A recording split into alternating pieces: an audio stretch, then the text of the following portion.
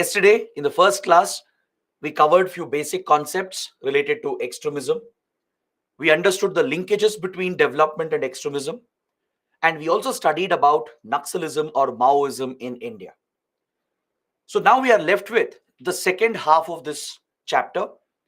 We have to understand how India has tackled Naxalism.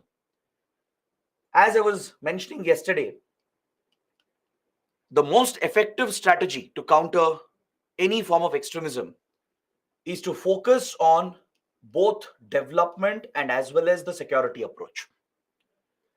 The mistake that India had done back in 1970s, 1980s was that we never focused on the poor governance and the lack of development which had contributed to the rise of Naxalism. We purely saw this as a security challenge and tried to tackle the threat through security measures. So even though we weakened the movement in 1990s and early 2000, the movement revived again because we never addressed the root cause, the genuine root cause. But in the last 2 decades, there has been a change in approach from India and a twin approach has been adopted. In the last 20 years, the approach of the government of India and the state governments has changed with regard to tackling Maoism. We not only have acknowledged the lack of development, which has been a contributing factor, but we have tried improving governance and we've tried providing for better development, that too at the grassroots, at the panchayat level, in rural areas, in the forested areas. There has been focus on providing better governance to bridge the governance deficit. Along with that, we have stepped up our security operations and we are conducting intelligence-based targeted counterinsurgency operations, which has given a lot of results for the Indian security forces. It is this twin approach of India which has helped in weakening Naxalism in the last 15 to 20 years. And that's the reason why we see a major decline in Naxal activity in the country. Today, Naxalism is largely restricted to few districts of Chhattisgarh and Odisha and few parts of Maharashtra and the nearby region. So let's understand more about this strategy. Let's understand what specific measures have been taken under the development approach. Let's also study the security measures which have been implemented. So this will give you a comprehensive idea on how India has been tackling Naxalism. We'll also discuss some of the human rights issues associated with these counterinsurgency operations. So this will basically complete this whole chapter, and then we can proceed to the next topic. So let's begin with the development strategies that have been used to counter left-wing extremism. Back in 2009-2010, the government of India came out with a new development initiative called the Integrated Action Plan, or the IAP. The Integrated Action Plan was a well-designed governance scheme to improve governance at the grassroots. This scheme was designed by the then Planning Commission. Before the Niti Aayog was created, we had a body called the Planning Commission. The Planning Commission conceptualized this initiative to improve grassroots governance, to involve district authorities and provide for better delivery of services at the village level, at the panchayat level. So this was implemented by the Ministry of Home Affairs, which is responsible for the internal security of the nation. Even though it's a development program, the MHA took up the implementation. MHA deals with the security issues of the country and center-state relations. But MHA had to implement the scheme because MHA was already involved with state governments in tackling Naxalism. The MHA had a better understanding of the challenges present in these Naxal-affected districts. So this scheme was specifically designed for the Naxalism-affected districts of the country. Around 60 tribal and backward districts were chosen, and the program was launched in 2010. The difference in this scheme was the structure of its implementation was very different from your regular government schemes. Generally, in a government scheme which is sponsored by the central government, the funds are provided to the state government and the state looks after the implementation. Correct? This is how usually central sponsored schemes are implemented. The center provides funds, it designs the plan and the policy, and the states will look after the implementation. But this model was not used in the case of integrated action plan, because Planning Commission found out that when the states were directly involved in implementing some of these welfare schemes, there was a lot of leakage of funds. Lot of funds were getting diverted due to corruption in the state administration. The actual benefits were never reaching the targeted beneficiaries at the grassroots. So what the government of India did was, under integrated action plan, the center directly worked with the district authorities, the district administration. The state government was almost bypassed in implementing this action plan. So the center would directly transfer the funds to a district level committee, a high powered district level committee that would consist of the top officials at the district level.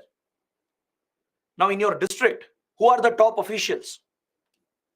Obviously, it is your district collector, who is a IAS officer, right?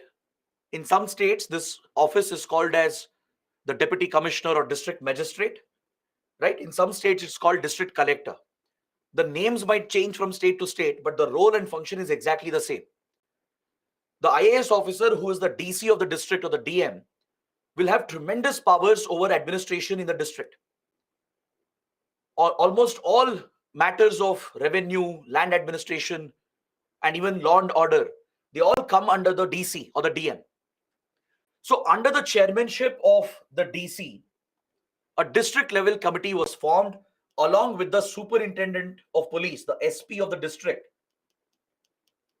who's the topmost IPS officer in the district, and even the district forest officer from the Indian Forest Service was part of the committee.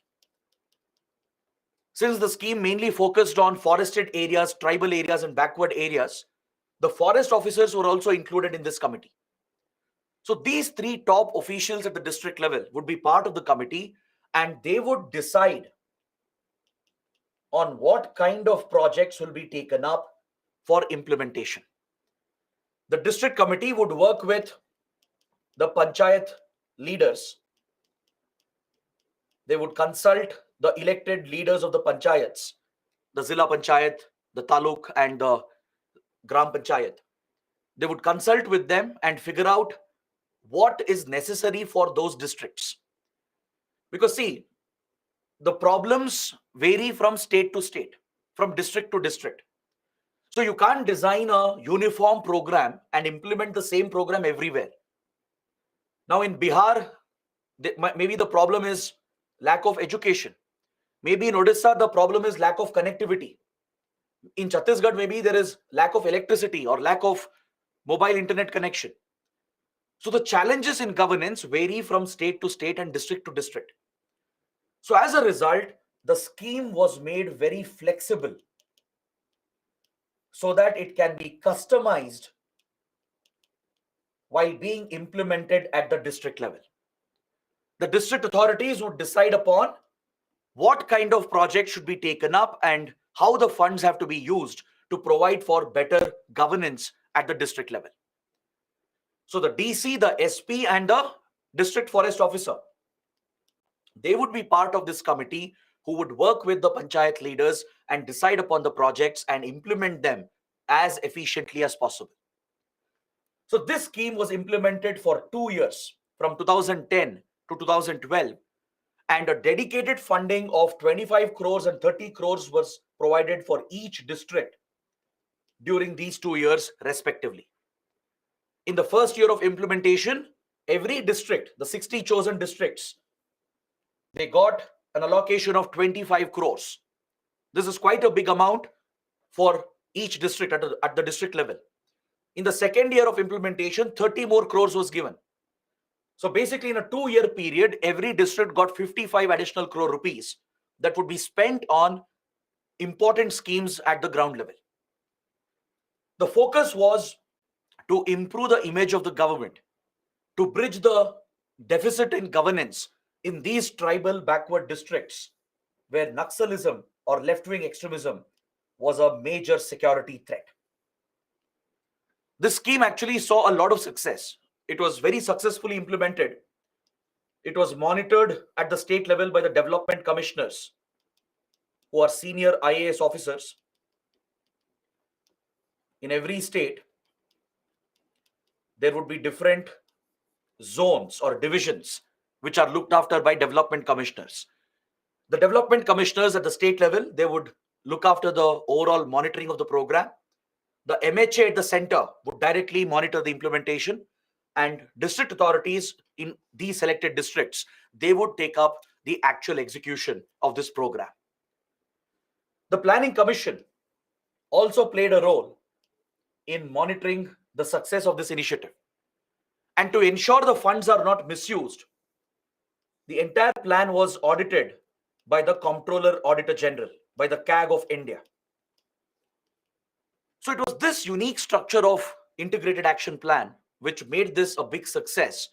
And we noticed a big change in delivery of government services and public services because of integrated action plan. Few areas were prioritized, such as better implementation of the PESA Act, better implementation of constitutional provisions, such as the 5th and 6th schedule provisions that deal with tribal areas.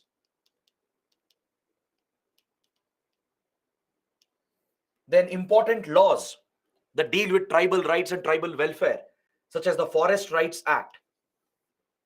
These specific legal and constitutional rights were the focus of integrated action plan. Is that clear? So this program saw a lot of success with regard to improving governance at the grassroots in these left-wing extremism affected areas. And it was one successful initiative of the government of India. So this is just one example I'm giving you. There are many similar schemes that the center has run after this. And there are a few schemes by states as well. By some of the state governments, there have been similar plans implemented, like the Saranda Action Plan, which was implemented by the state government of Jharkhand. Along with Ministry of Rural Development, the Jharkhand state government implemented the Saranda Action Plan. Again, the focus was to improve basic governance at the district level, at the village level. So apart from these targeted programs to protect tribal rights and provide for tribal welfare, other programs like Civic Action Program was also implemented very effectively. Now you should understand what is Civic Action Program, because this is another unique initiative. Civic Action Program is a development initiative which is implemented by the security forces.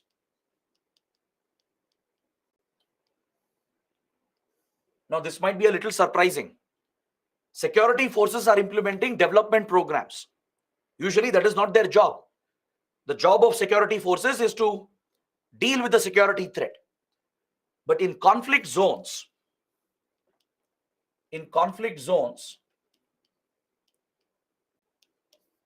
it is very, very important to create a good image and develop trust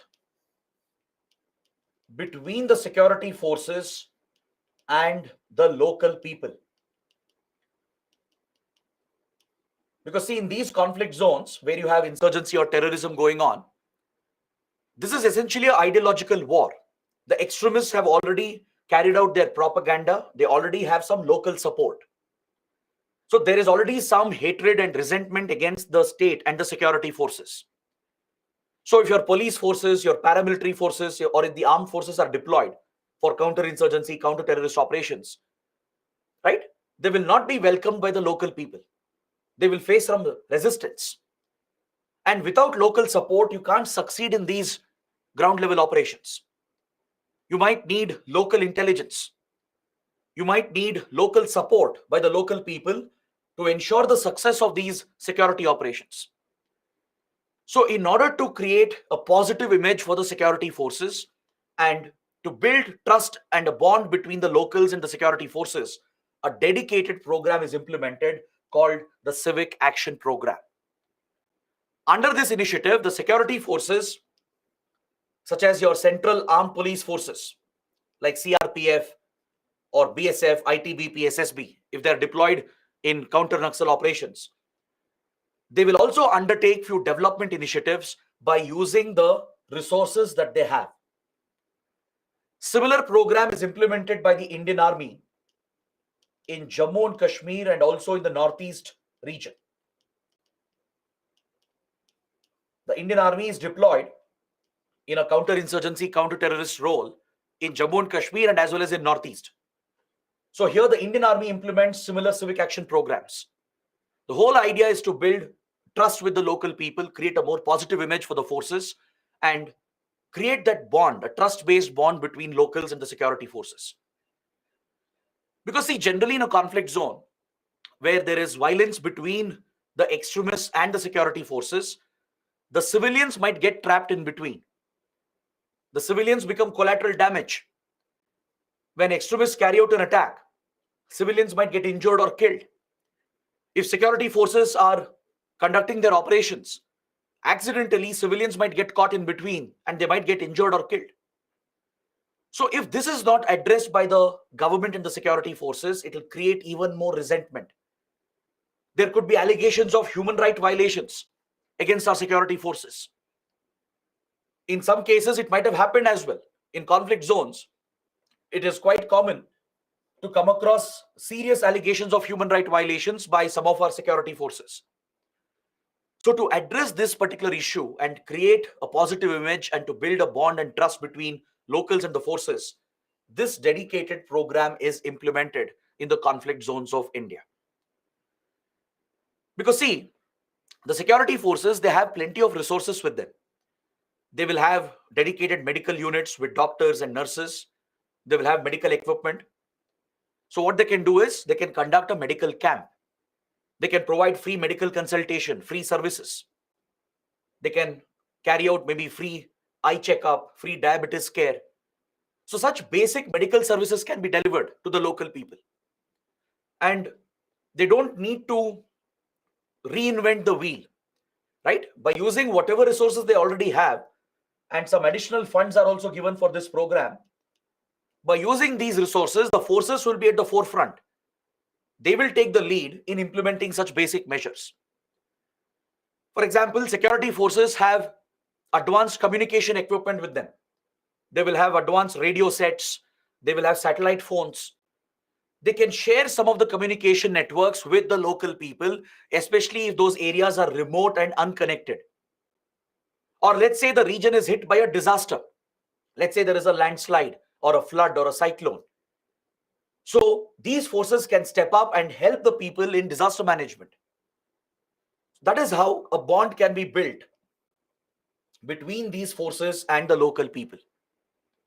Another popular initiative is that senior officers, especially IPS level officers and Group A assistant commandants who would have cleared government exams like UPSC exams, they even conduct coaching classes.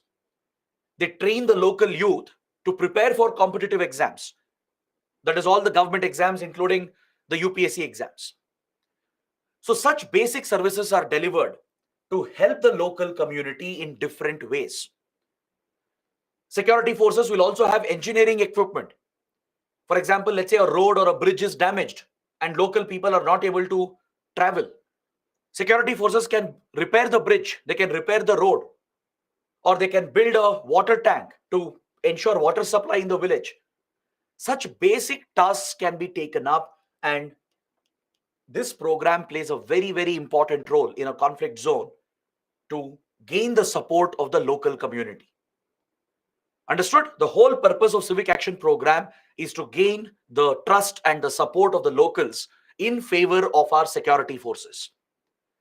Because extremists will constantly carry out propaganda against our forces. There will already be a divide where the locals won't trust our security forces. There could be collateral damages where locals might be injured or killed by the operations being conducted by our forces. There could be genuine cases of human rights violations which might have happened by some rogue officers. So in such a difficult environment, it's very important to build a positive image of the force and show that the forces care about the local people. Because in these conflict zones, the security forces are the face of the state. They represent the Indian state, the Indian constitution on the ground. So without building this bond, it becomes very difficult to successfully conduct and carry out these operations. So civic action programs play an important role in such conflict zones. It's a development initiative. Next, improving mobile and internet connectivity. This has been a priority. Improving mobile infrastructure and internet infrastructure to provide for digital connectivity in the remote areas. Because in today's world, extending mobile connections, providing internet connectivity, establishing the mobile tower infrastructure can transform the economy of that place. Economic transactions will increase immediately if these remote areas are provided with mobile and internet connections. But the problem here is in creating the infrastructure. Because these are remote areas, private companies, they won't reach out to these areas because for them it does not make business sense. They can't spend a lot of capital in creating the infrastructure when they don't have subscribers, when they don't have enough subscribers in these areas, right? So your telecom service providers, internet service providers, they can't reach out and invest in this area. And as a result, these areas become underserved and they are disconnected from the rest of the country. So the government can initiate the step. The government can reach out through government entities like BSNL. The government can take the initial step to create the basic infrastructure that is needed for mobile internet connectivity. So to make this happen, there is a dedicated fund called the Universal Service Obligation Fund. This fund was established by the new telecom policy of 1999. Under the new telecom policy of 1999, this particular fund was established. It's under the Department of Telecommunication. It's managed by the Department of Telecommunication. So this fund is created by mandating the internet service providers and telecom service providers to deposit a part of their revenue into this fund. Since government is going to take the lead and public sector units like BSNL will create the basic infrastructure, private companies are asked to contribute. So as part of their revenue, right, whatever yearly revenue they make, a percentage of it has to be deposited into the fund, which will be used by the government to create the basic infrastructure. The government entities will open the sector in these unconnected areas. They will create an initial subscriber base, and then the private companies can come and take over. So this requires collaboration between the government entities and the private service providers. So that is why a dedicated fund has been set up. This is not just for Naxal areas. This is for all the remote unconnected areas in the country. But within the fund, there is special allocation for Naxal affected regions. Understood? Under the new telecom policy, this fund was created to improve mobile connectivity and internet connectivity, where private companies can't reach out due to business challenges. The BSNL and other government entities will establish the basic infrastructure by using the money deposited in these funds. All the private companies are mandated to deposit a small part of their revenue. So this acts like a pool of capital which is used by the government to create the basic mobile internet infrastructure. And then the private companies can come and expand the network and create a viable market. So this will drive economic activities. It will provide for complete transformation of the region, and it will connect these areas with the rest of the country's network.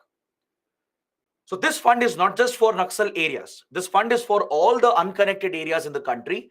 But within the fund, there is a special allocation made for the Naxal affected districts. Then we have focused on skill development programs like Roshni.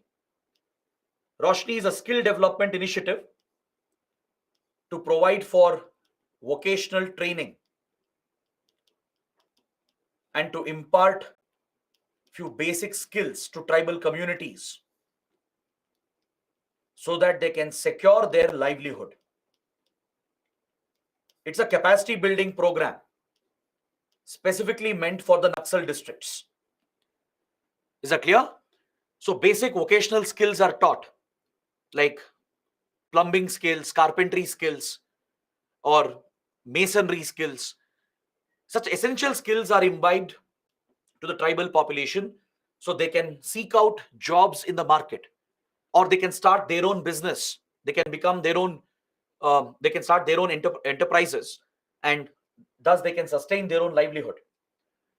So this will help in pulling the tribal community away from the influence of these extremists. So Roshni is an important skill development program focused on tribal upskilling.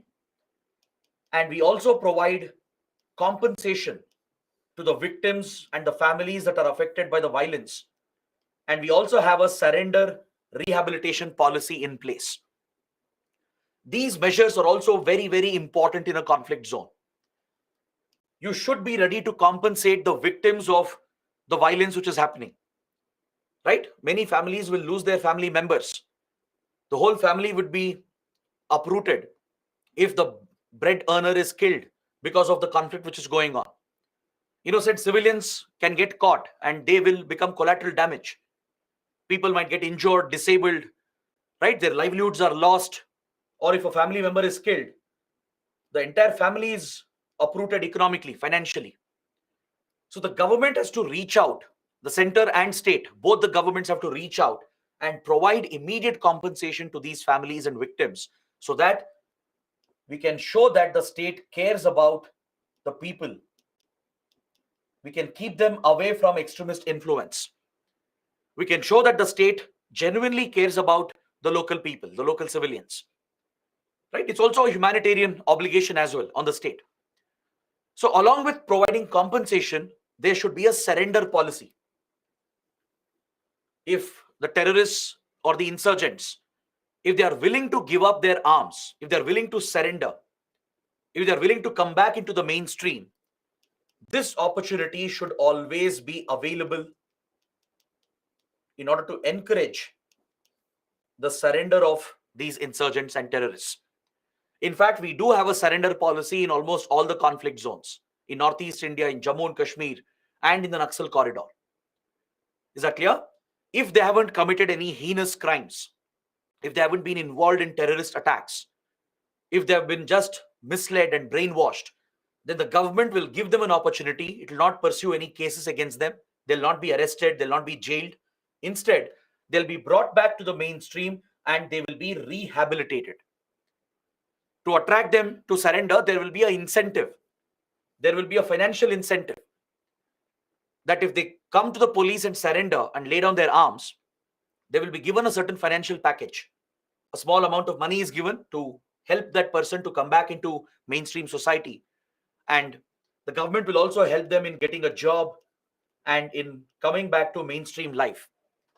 This is one way through which you can pull out some of the brainwashed, indoctrinated youth who have been misled by the extremists.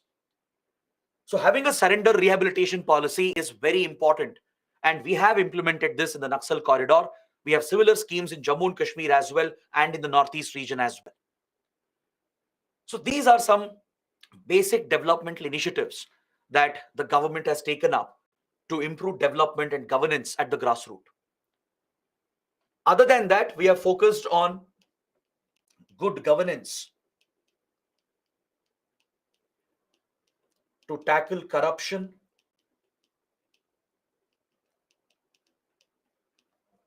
the governments are more focused on building consensus with regard to public projects. there has been a greater focus in consulting the local people before large projects are taken up, before land acquisition is carried out. Governments have proactively, they've dispersed the compensation amount if tribal or farmer land is acquired for public projects. The various other schemes like Manrega, the food security schemes like PDS, the implementation of all these important schemes has become more efficient due to the introduction of technology, due to e-governance. The rollout of Aadhaar has also made a big difference in plugging the leakages, in tackling corruption, so that the beneficiaries get the full benefit without diversion of any funds and leakage of funds. So in general, we have seen an improvement of governance in these areas, right? And this has played a big role in pulling the people away from the influence of the Naxals. Today, farmers, tribal communities, peasants, they are in a much better position, right? Thanks to the better delivery of governance at the grassroots. So these strategies, they're extremely crucial in the Naxal corridor, because that is the only way in which you can gain the support of the local people and you can pull them away from the influence of the Maoists. Is that clear? This is just a sample that I've given you. There are many more initiatives. So what you can do is you can keep track of this in the newspapers. In the newspapers, there will be editorials, columns, which will keep coming on the topic of Naxalism. Every now and then, there will be a mention of some kind of development scheme or initiative. So please make a note of that. You can add it to this list and you can expect a question on these lines, a 10-mark question where UPSC might ask about the development initiatives that have been taken to counter Naxalism in the Naxal corridor. So please be prepared for this. It's a very easy topic. You just have to understand what is the approach the government is taking. Now let's talk about the security measures. Now that we have an idea about the development measures, let's talk about the security measures taken to counter left-wing extremism in the country. First, we'll understand the organizational structure. We'll understand who's responsible for what. Then we'll look at some schemes which are related to security, and then talk about the specific operations, the kind of operations being carried out to target the Naxals. So from an organization point of view, it's of course the MHA, which is the nodal ministry to deal with Naxalism. MHA is responsible for the internal security of the nation, along with handling center-state relations and few other tasks. But the prime responsibility of the MHA is internal security of the country, along with border management and border security. So the MHA has established a dedicated division, the left-wing extremism division, to pay special attention to the Naxal-affected areas. The focus of the division is to help the state police, help the state governments, and help the state police in any way possible to effectively conduct counter-insurgency operations. The MHA is primarily focused on assisting the state governments to supplement the resources of the states so they can effectively fight against Naxalism. Because see, essentially, Naxalism is a state problem. This is indeed a problem related to law and order.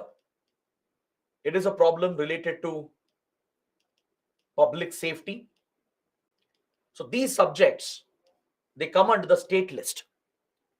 As it is purely an internal threat, it's largely an internal threat. Naxals do not have much of external connections. They've had very limited contact with foreign groups and foreign entities. So Naxalism is largely a domestic threat. It's an internal threat. So states have the primary responsibility to counter Naxalism. Is that clear? The state police, they have the primary responsibility to lead the counter-insurgency operations.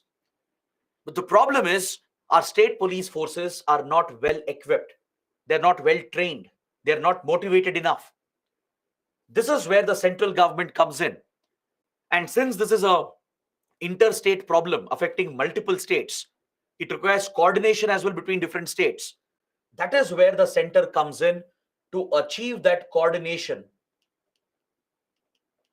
between different states and also to supplement the resources of the state police. Like state police forces may not have advanced weapons. They may not have enough manpower.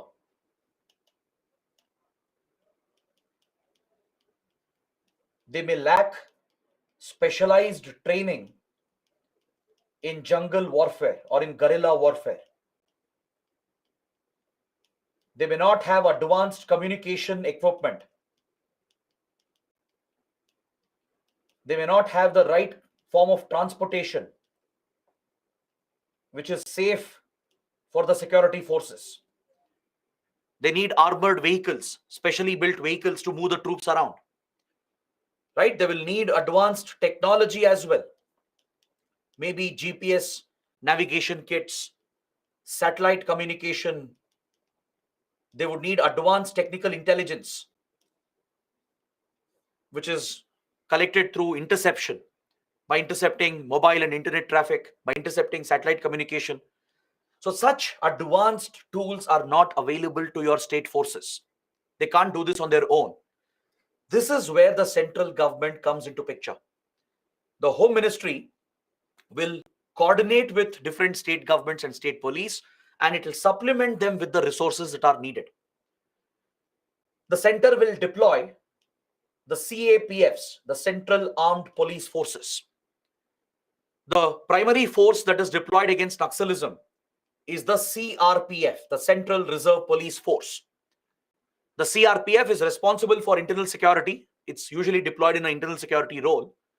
And one of the primary tasks assigned to CRPF is to carry out anti-Naxal operations. So CRPF troops, they are part of Central Armed Police Forces, which is under the Home Ministry. The MHA has a number of Central Armed Police Forces, like your CISF, BSF. Some of them are border guarding forces, like ITBP, BSF, SSB. There are specialist forces like NSG, the National Security Guards, CRPF. All these are Central Armed Police Forces of the Home Ministry. They are police forces, paramilitary forces belonging to the central government. The center will deploy them in different states to back up the resources of the state, to supplement the resources of the state. The center will give additional funds so that state police can also procure advanced weaponry, advanced communication equipment. They can get better training. They can get access to advanced intelligence. So this is where the center plays a critical role. The left-wing extremism division is responsible for implementing some of these security-related schemes, which is focused on modernization of our police forces. In order to modernize our police force at the state level, few dedicated schemes, security-related schemes are implemented by the left-wing extremism division. And it also monitors the threat level across the country. It will closely keep a check on the spread of Naxalism, which districts, which villages are affected. It will track the movement of the Naxals. It will come out with the strategies and policies at the central level to assist the state governments and the state police forces. This is the primary role of the left-wing extremism division of the Home Ministry. Is that clear? It is implementing these security-related schemes, the security-related expenditure, special infrastructure scheme, special central assistance scheme. Through this, special funds are being given to state police and state governments to strengthen the police infrastructure, to modernize the state police forces. Other than that, it will deploy the CAPFs to help the affected states. It will provide additional funds to the central forces so they can implement civic action programs, procure helicopters, and build better infrastructure to safeguard the security forces. It will also review the situation, monitor the situation regularly, and it will communicate between different states. It will achieve coordination. It will give out advisories. It will share intelligence It will coordinate with other central ministries and departments. Because to tackle Naxalism, coordination would be needed between various ministries at the center. Even the Rural Development Ministry, the Panchayati Raj departments and ministries, other security forces, including Defense Ministry, right? They all play a role. So to achieve coordination at the center and amongst the states, the left-wing extremism division plays a very, very important role. It not only assigns the funds and backs up the state governments, but it also achieves coordination at the state level and the national level. This is the primary role of the left-wing extremism division. A dedicated division has been set up within the MHA to handle these tasks, which are related to the security response against Naxalism. So in 2015, the Government of India adopted a comprehensive action plan, the National Policy and Action Plan, to counter left-wing extremism. Under this action plan, 4 priority areas were identified. One is to conduct effective security operations, because this is a security problem at the end of the day. Second is to provide better development, better governance. Third is to protect the rights of the tribals and the local communities. And third is to ensure the local communities, they get their entitlements, the privileges that are to be provided to them. And fourth is about perception management, mainly to manage the media in order to counter the Naxal propaganda. To counter the propaganda of the Naxals, the government runs a counter propaganda through a media plan, through a media strategy, in order to manage the perceptions. In fact, in any conflict or in any war, information warfare plays a very, very important role. The information which is being communicated, which is being relayed by both the sides, by the extremists and by the government, they play a big role in influencing public opinion. If extremists are conducting propaganda against the government, then we need to counter their propaganda and send the right message. We need to counter their fake news. We need to create a positive image about the government and highlight the achievements and initiatives of the government as well. This is seen in case of wars between two countries as well. When two countries are involved in a conflict, there is very active information warfare which is carried out. Now take India-Pakistan, for example, or the Russia-Ukraine conflict. The different countries which are involved, they engage in an active campaign, a media campaign, and they try to change the perception of the public, the perception of the common man regarding the conflict which is going on. This is usually done by intelligence agencies. Intelligence agencies, they specialize in information warfare. It's part of psychological warfare. It's a specialized role in intelligence, right? Within intelligence agencies, there is a specialization in psychological warfare where they basically plant articles in the media. They try to bring out certain messages in the media, which includes social media as well, to manage perceptions, to spread the right information, to counter the propaganda of the enemy. So this enemy could be a foreign government, a foreign intelligence agency, or it could be the extremists, the terrorists, the insurgents. So in any conflict, in any war zone, you will find an active information warfare by all the parties involved.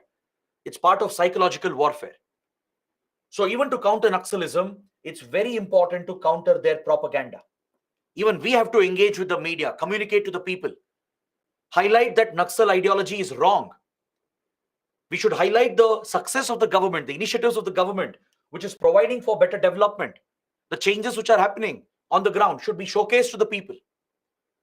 Right? So perception management is very important as part of any conflict. So under the National Policy and Action Plan that was adopted in 2015, these 4 steps were prioritized. One is the security approach, to carry out effective and ruthless security operations to target the Naxals.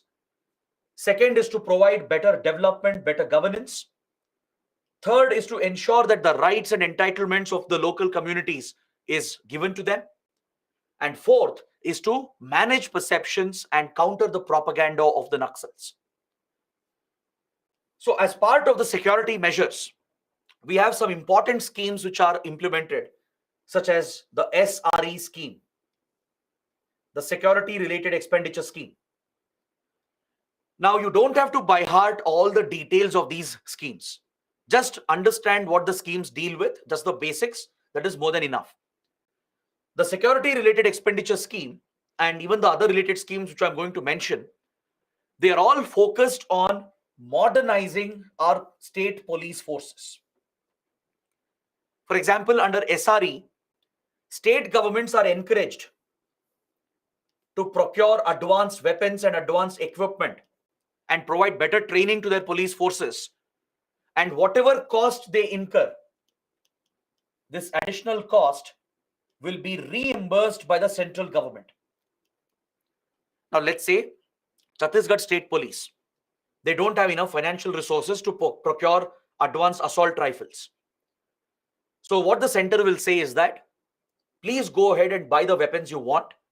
We will pay for it. We will reimburse your expenditure. Now, let's say Odisha State Police, they don't have armored vehicles.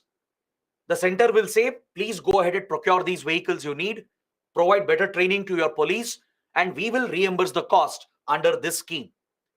There is a dedicated scheme for this, the Security Related Expenditure Scheme.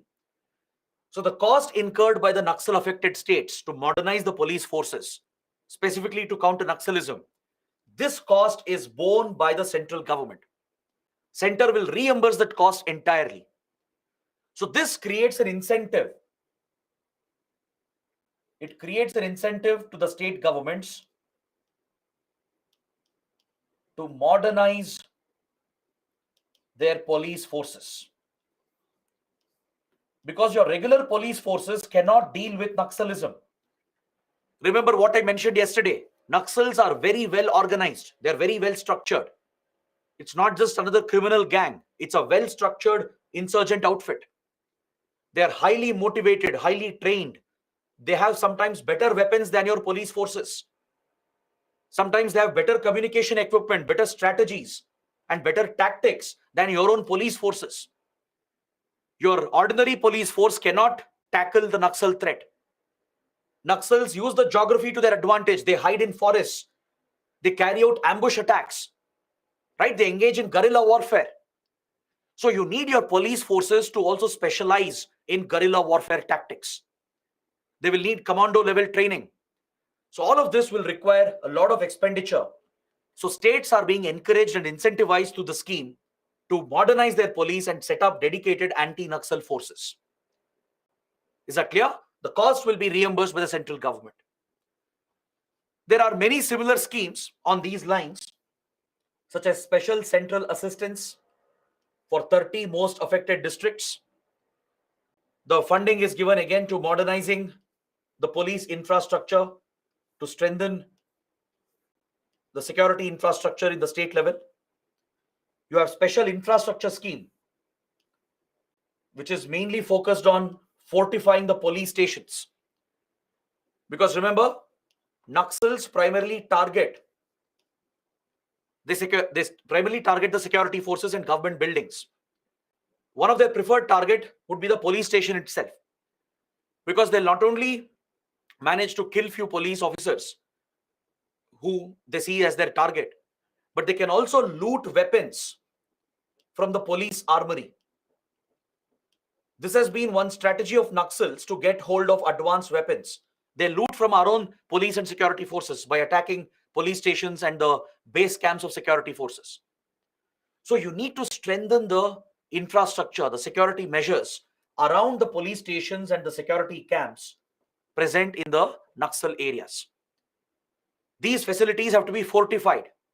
You need to build 12 feet walls, provide electric fencing, install CCTV cameras, provide for bunker facilities, watchtowers.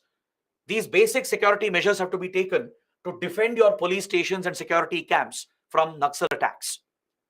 So for strengthening the police infrastructure and fortifying the police stations, dedicated funds are given. In fact, a separate scheme was launched later as well to help out some of the states in fortifying the police stations.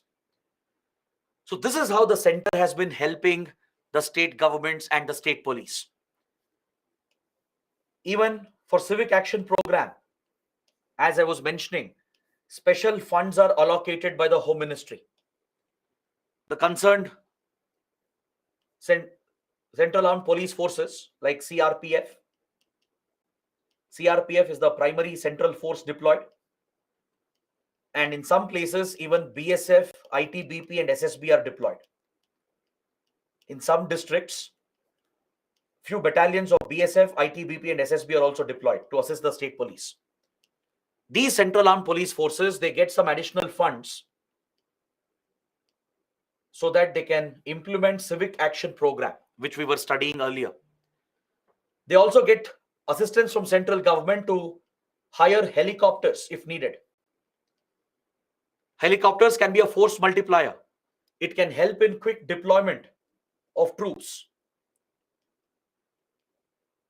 It can help in surveillance. It can help in evacuation.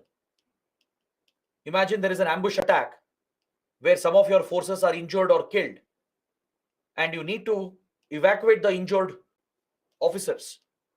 So helicopters can play a very big role in saving the lives of our security forces by quickly evacuating them from the conflict zone. Or you may have to send reinforcements to ensure that we counter the Naxal attack which is going on. So helicopters can quickly change the dynamics, and it acts as a force multiplier in any conflict zone. So central forces are encouraged to hire helicopters. The charges are borne by the central government. So all such facilities are provided along with a proactive media plan, a perception management plan to counter the propaganda of the Naxals. So these are the broad steps being taken as part of the security measures to tackle Naxalism in the country. We also have some related schemes, which is a mix of development initiative and security initiatives, such as road construction, extension of mobile towers, mobile infrastructure, the aspirational districts program, where 35 most backward districts have been chosen to improve development and governance, right?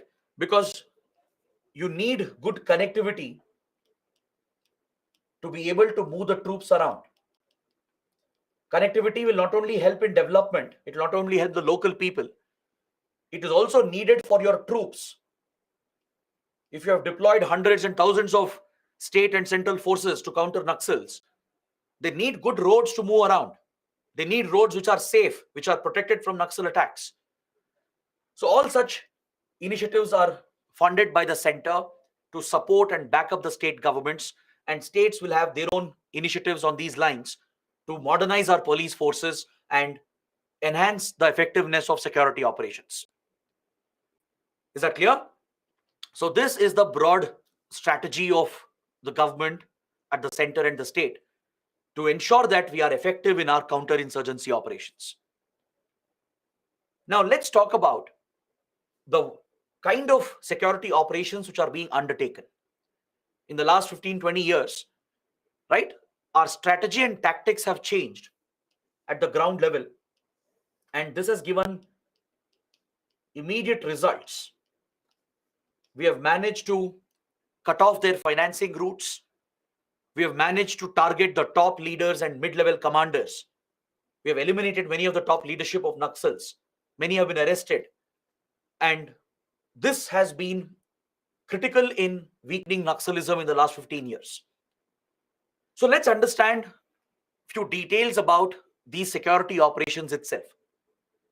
Until now, we were discussing modernization of the forces. What can be done to modernize them? Now let's talk about the tactics, the military strategies which are being used on the ground. to defeat the Naxals in the battlefield. The primary force which is responsible for anti-Naxal operations is the CRPF. Please write down this point. CRPF is the primary anti-Naxal force that has been deployed by the central government. The MHA has designated the Central Reserve Police Force, which is one of the CAPFs, as the primary anti-Naxal force of the country. So CRPF troops are deployed in the Naxal affected states to supplement and back up the state police forces. But wherever there are gaps, few battalions of BSF, ITBP and SSB are also deployed. Now CRPF being the primary anti-Naxal force of the center, it has raised a special force called Cobra. An elite special force unit has been set up by CRPF called Cobra. It stands for Commando Battalion for Resolute Action. This special force unit specializes in guerrilla warfare, in jungle warfare. It consists of highly trained commandos who undergo rigorous training on the lines of the armed forces. Just like Indian Army Special Forces are trained, like the para commandos, on similar lines, the Cobra Battalion has been trained. They are given special weapons, special equipment, advanced communication kits, and they are very effective in conducting targeted strikes. That's why it's called a special force. See, throughout this subject, we will keep mentioning many special forces of India. You might have heard about the Black Cat Commandos or the NSG, the National Security Guards. They are a kind of special force unit. The Para SF, the Para Commandos of the Indian Army. The Marcos or Marine Commandos of the Indian Navy.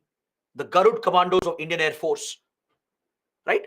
And we also have something called Special Frontier Force, SFF, of RAW, which belongs to Research and Analysis Wing. So these are some special force units. And they're called special forces because they're truly special in every way. Not everyone is recruited into a special force. It requires utmost physical and mental fitness to qualify as a commando to a special force unit. Only the best of the best soldiers are chosen into these units. The recruitment is very rigorous. The training is brutal. They're put through very, very rigorous, brutal training to increase their physical and mental fitness. All right. And they operate in very small units. Special forces, they always operate in small units. And they would have received highly specialized training. And they are provided with special weapons and all the technical gadgets that are needed to enhance their operational effectiveness. They will have GPS navigation kits. They will have better body armor, better body protection. They will have advanced assault rifles. Is that clear? They will have dedicated canine squads or dog squads. They will have micro drones that they can use for surveillance, which they can carry in their backpack. They are trained to handle their own medical casualties. If there are injuries, they need not wait for a reinforcement to come in. They'll be trained in basic first aid and in managing and handling the crisis immediately. Essentially, special forces are self-contained units. They are very small units of few commandos. They operate on their own. They don't need much of outside support. And they can be very effective in precision operations. If you have to conduct a precise strike against a high-value target, right? If you have to destroy a certain facility of the extremists or the enemy, special forces can be very, very effective. So CRPF has raised one such commando unit called Cobra, the Commando Battalion for Resolute Action, that is a specialist guerrilla warfare unit. It has received specialized training from the Indian Army. The Indian Army has a dedicated commando training school that provides specialized training in guerrilla warfare and jungle warfare.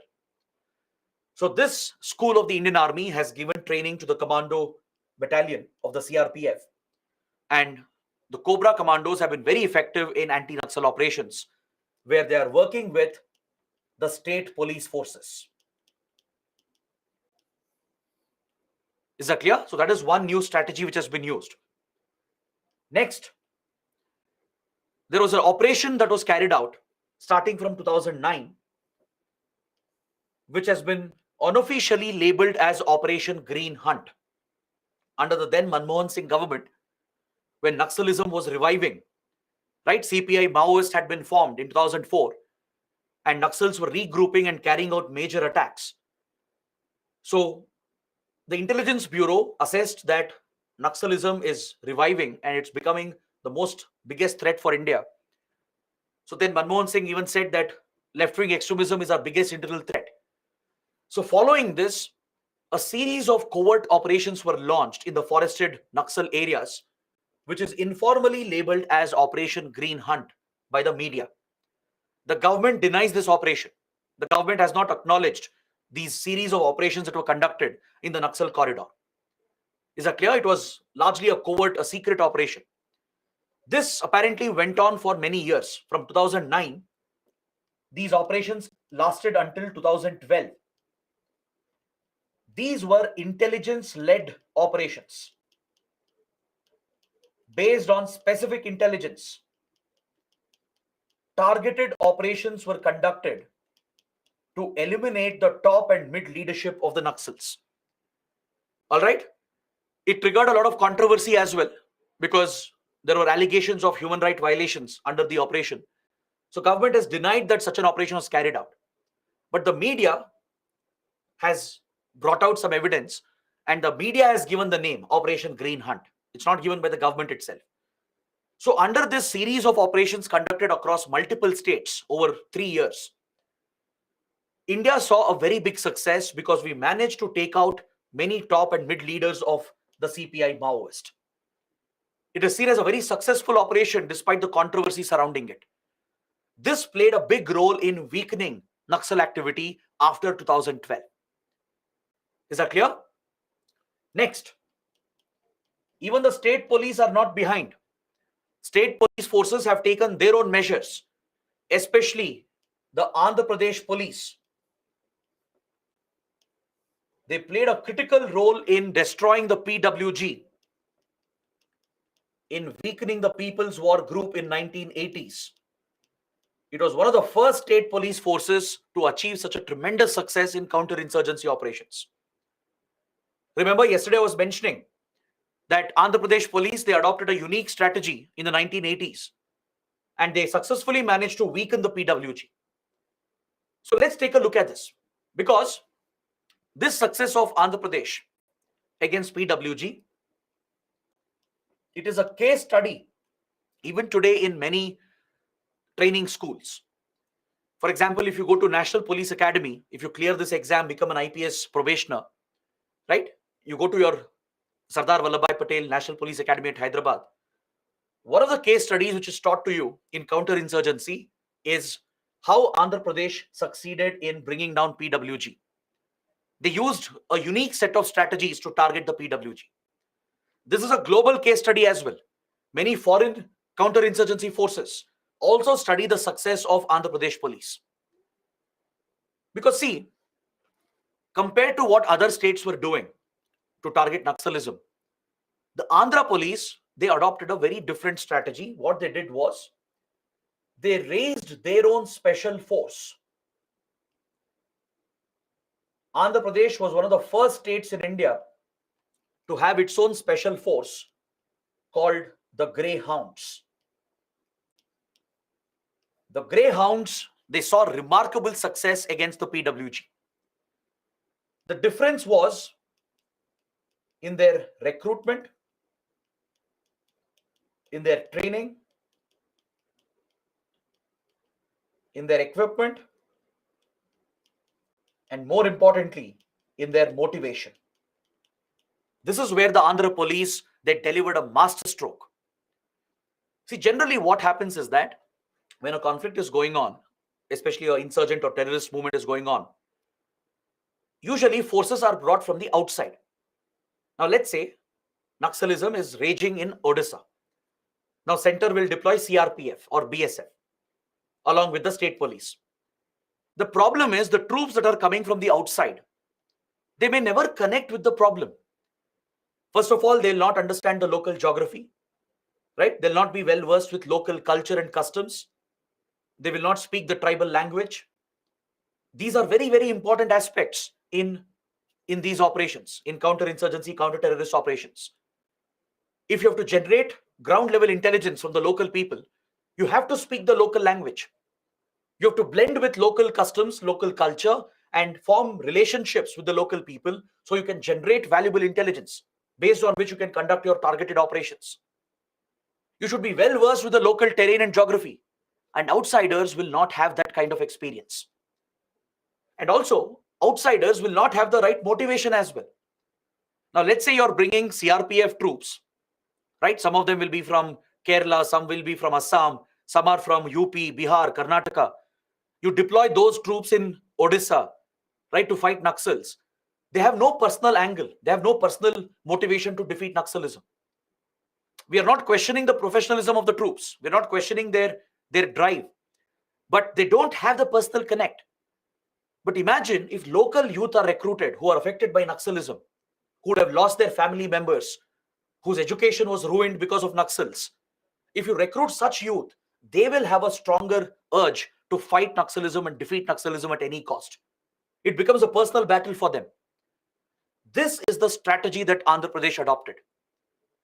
Under the leadership of few legendary IPS officers, the Andhra police, because back then you didn't have Telangana. Telangana was part of the United State of Andhra Pradesh, correct?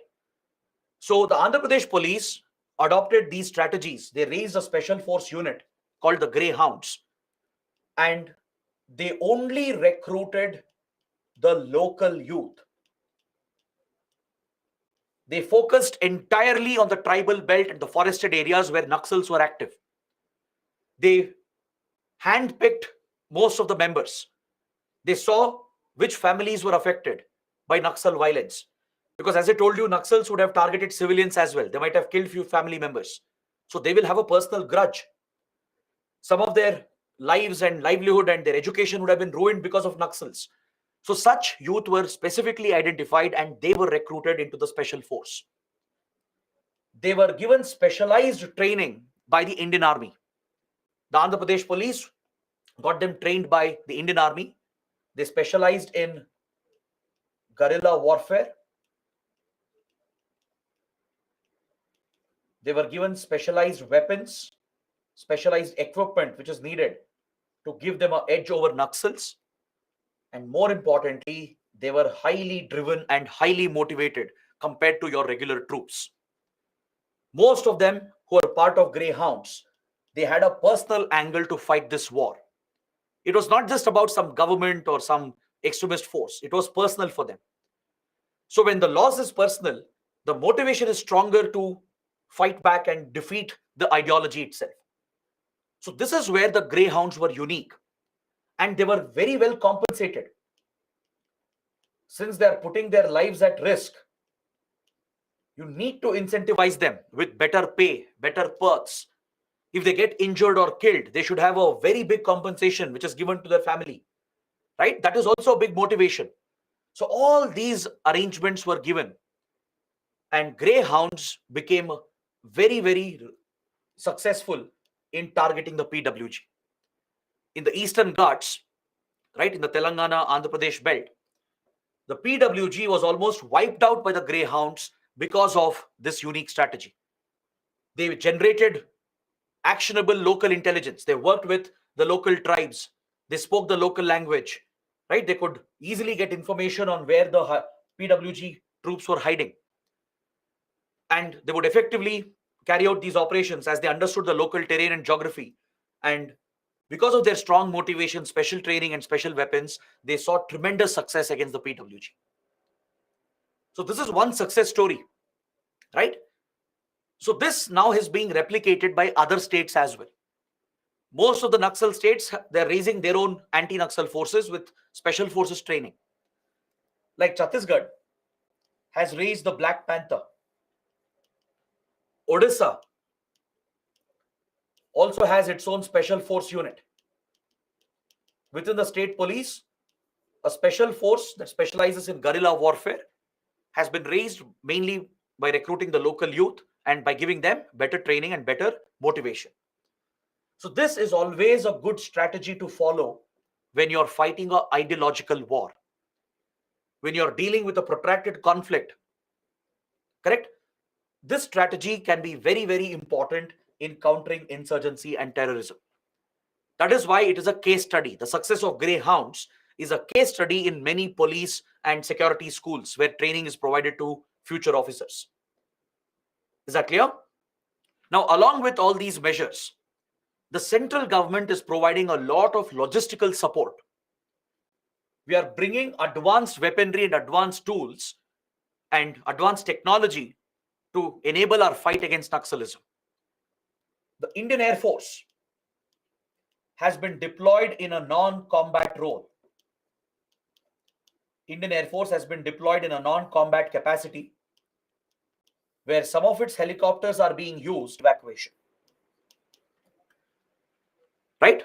In some of the affected states, Indian Air Force helicopters are deployed not to target the Naxals, not in a combat role, but in a non-combat role, only to provide transportation, only to provide airlift capability to the troops. So if intelligence is received that Naxals are hiding in this particular area, instead of taking the road route, which might be risky, because Naxals are known to plant IED bombs on the roads or under bridges. Naxals often carry out these ambush attacks. They plan this ahead. They deliberately leak their location to the security forces. And when the forces try to reach them and hunt them down, the road would have already been booby-trapped. They know the road they will be taking. So they would have dug up the road and placed IED bombs under it. These are pressure-activated bombs.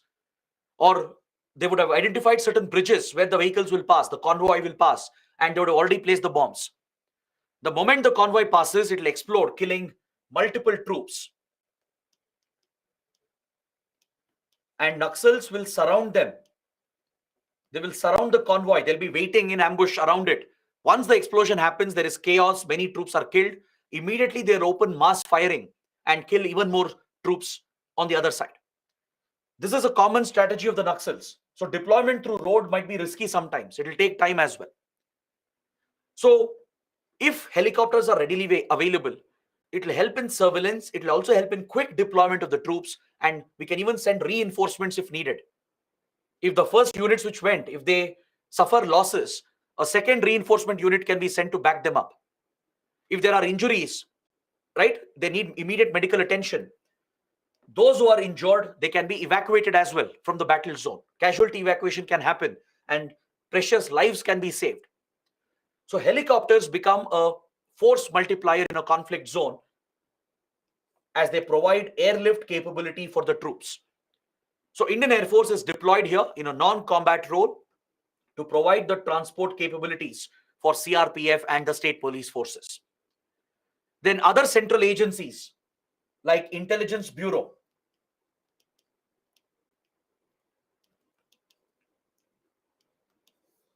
and as well as the NTRO, they are very closely involved in surveillance and intelligence gathering. The IB, which is responsible for domestic intelligence, will develop HUMINT or human intelligence. It will develop human assets. Essentially, intelligence operatives will be trained to infiltrate into these groups and join the groups and work as double agents to provide classified information which will help us in targeting these groups. Or they will try to identify one of their members, get some leverage on that member and turn them against them and make them work for the government, make them work for the Intelligence Bureau. So these are human assets who play a critical role in intelligence gathering. So infiltrating terror groups and insurgent groups is a primary task of IB and as well as RAW. Is that clear? Human intelligence can be very reliable. It can lead to actionable intelligence. So infiltrating these groups, planting our assets inside these organizations is a critical part of covert operations. Along with that, IB specializes in technical intelligence. It will carry out interception of mobile phone calls, messages, internet traffic, radio communication. All forms of communication will be intercepted. And we have a specialized technical intelligence agency for this called NTRO, the National Technical Research Organization. NTRO is India's premier technical intelligence agency.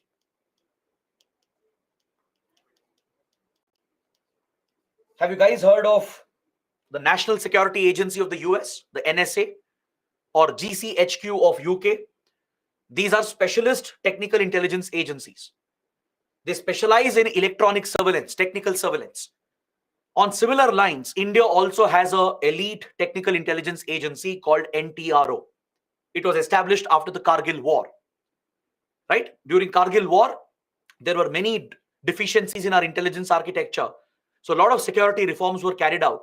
And one of the measures was to set up a dedicated technical intelligence agency. So NTRO has the ability to intercept all forms of communication. Every single phone call, message, the whole internet traffic of the country can be intercepted by NTRO. Even satellite communication can be intercepted. Is that clear? So this organization was initially functioning under RAW. It had been set up as the technical arm of RAW. But recently it has been separated from RAW. Now it reports directly to the National Security Council under the National Security Advisor. It was previously under RAW, but it has been moved out. Now it's a separate intelligence agency on its own, reporting directly to the National Security Advisor. So NTRO can provide valuable technical intelligence along with IB. And we are also deploying drones, unmanned aerial vehicles for advanced surveillance of the targets. Indian Air Force, IB, they all operate few drones, which can be very, very valuable in the battlefield to carry out advanced surveillance to generate valuable intelligence. So such advanced tools and gadgets are being deployed. We have procured much better weapons for our forces, better assault rifles, better armored vehicles, which can withstand the impact of IED explosions. They're trained in dealing with ambush attacks. Better training has been provided. So all these tactics and strategies are being used, along with targeting their financing route and the route through which they are collecting weapons. We're not only targeting the Naxals, we have to target their finances. We have to target the route in which they are raising weapons to continue their operations. Because any war, it's about money. It's about the business part of it. You cut off the money supply, you cut off the financing route, you can defeat the conflict itself. You can defeat your enemy. So tackling Naxalism not just includes ground operations, ground counterinsurgency operations, but it also involves the financial measures. It also involves other security measures to prevent the movement of money, the movement of weapons and drugs, which is fueling these outfits. Is that clear? So it's because of this combined strategy that India has actually seen a lot of success in the last few years. Today, we are able to conduct targeted operations. Many top leaders have been eliminated. Many have been arrested. That is the reason why Naxalism has weakened in the last 15 years. Is that clear? Now, let me give you some very important details. Please write down these points along with me. Let's list out the targets of Naxals. Let's list out their targets. Let's list out their financing routes. How do they raise money for their operations? Let's also understand how they source weapons. How are they sourcing arms and weapons to sustain this movement? These are three very, very important points. So as we discussed yesterday, the Maoist agenda is to capture state power, to throw the state out and capture state power. So obviously anything that represents the state becomes their target. So they'll attack government officials, they will attack the security forces. We have seen many cases where police officers, IPS and IAS officers also have been kidnapped by Naxals. I'm not telling this to scare you, but that is the challenge that comes with the job, right? So government officials and security forces become their prime target as they represent the state. Then government buildings, any infrastructure that is being created by the government, roads, railway lines, mobile towers, schools, water tanks, all the infrastructure being created which represents growth, progress, development, they are targeted by the Naxals. They target elections, especially at the local level, the panchayat elections. They'll call for a boycott. They'll target the panchayat leaders. They could even target local politicians. They even target industrialists. Is that clear? These are the broad targets of Naxals. They could even target the local people, the local civilians, if they believe them to be police informants. If they get a suspicion that some local people are working for intelligence agencies and passing on information to the police, Naxals will target them, they'll eliminate them. And sometimes, if locals refuse to give them support, if locals refuse to give them shelter or money or some logistical support, Naxals might retaliate and they might target local civilians as well. So these are the targets of Naxals.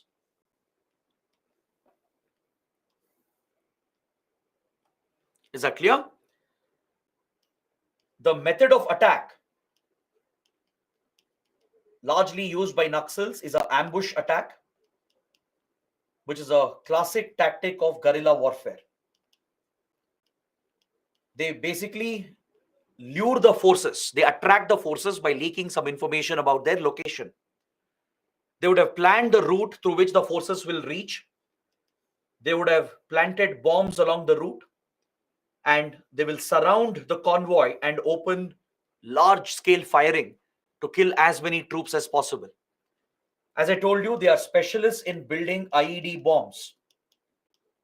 They trigger these IED explosions to target the convoy of troops and then surround the location and open fire to kill whoever is still surviving.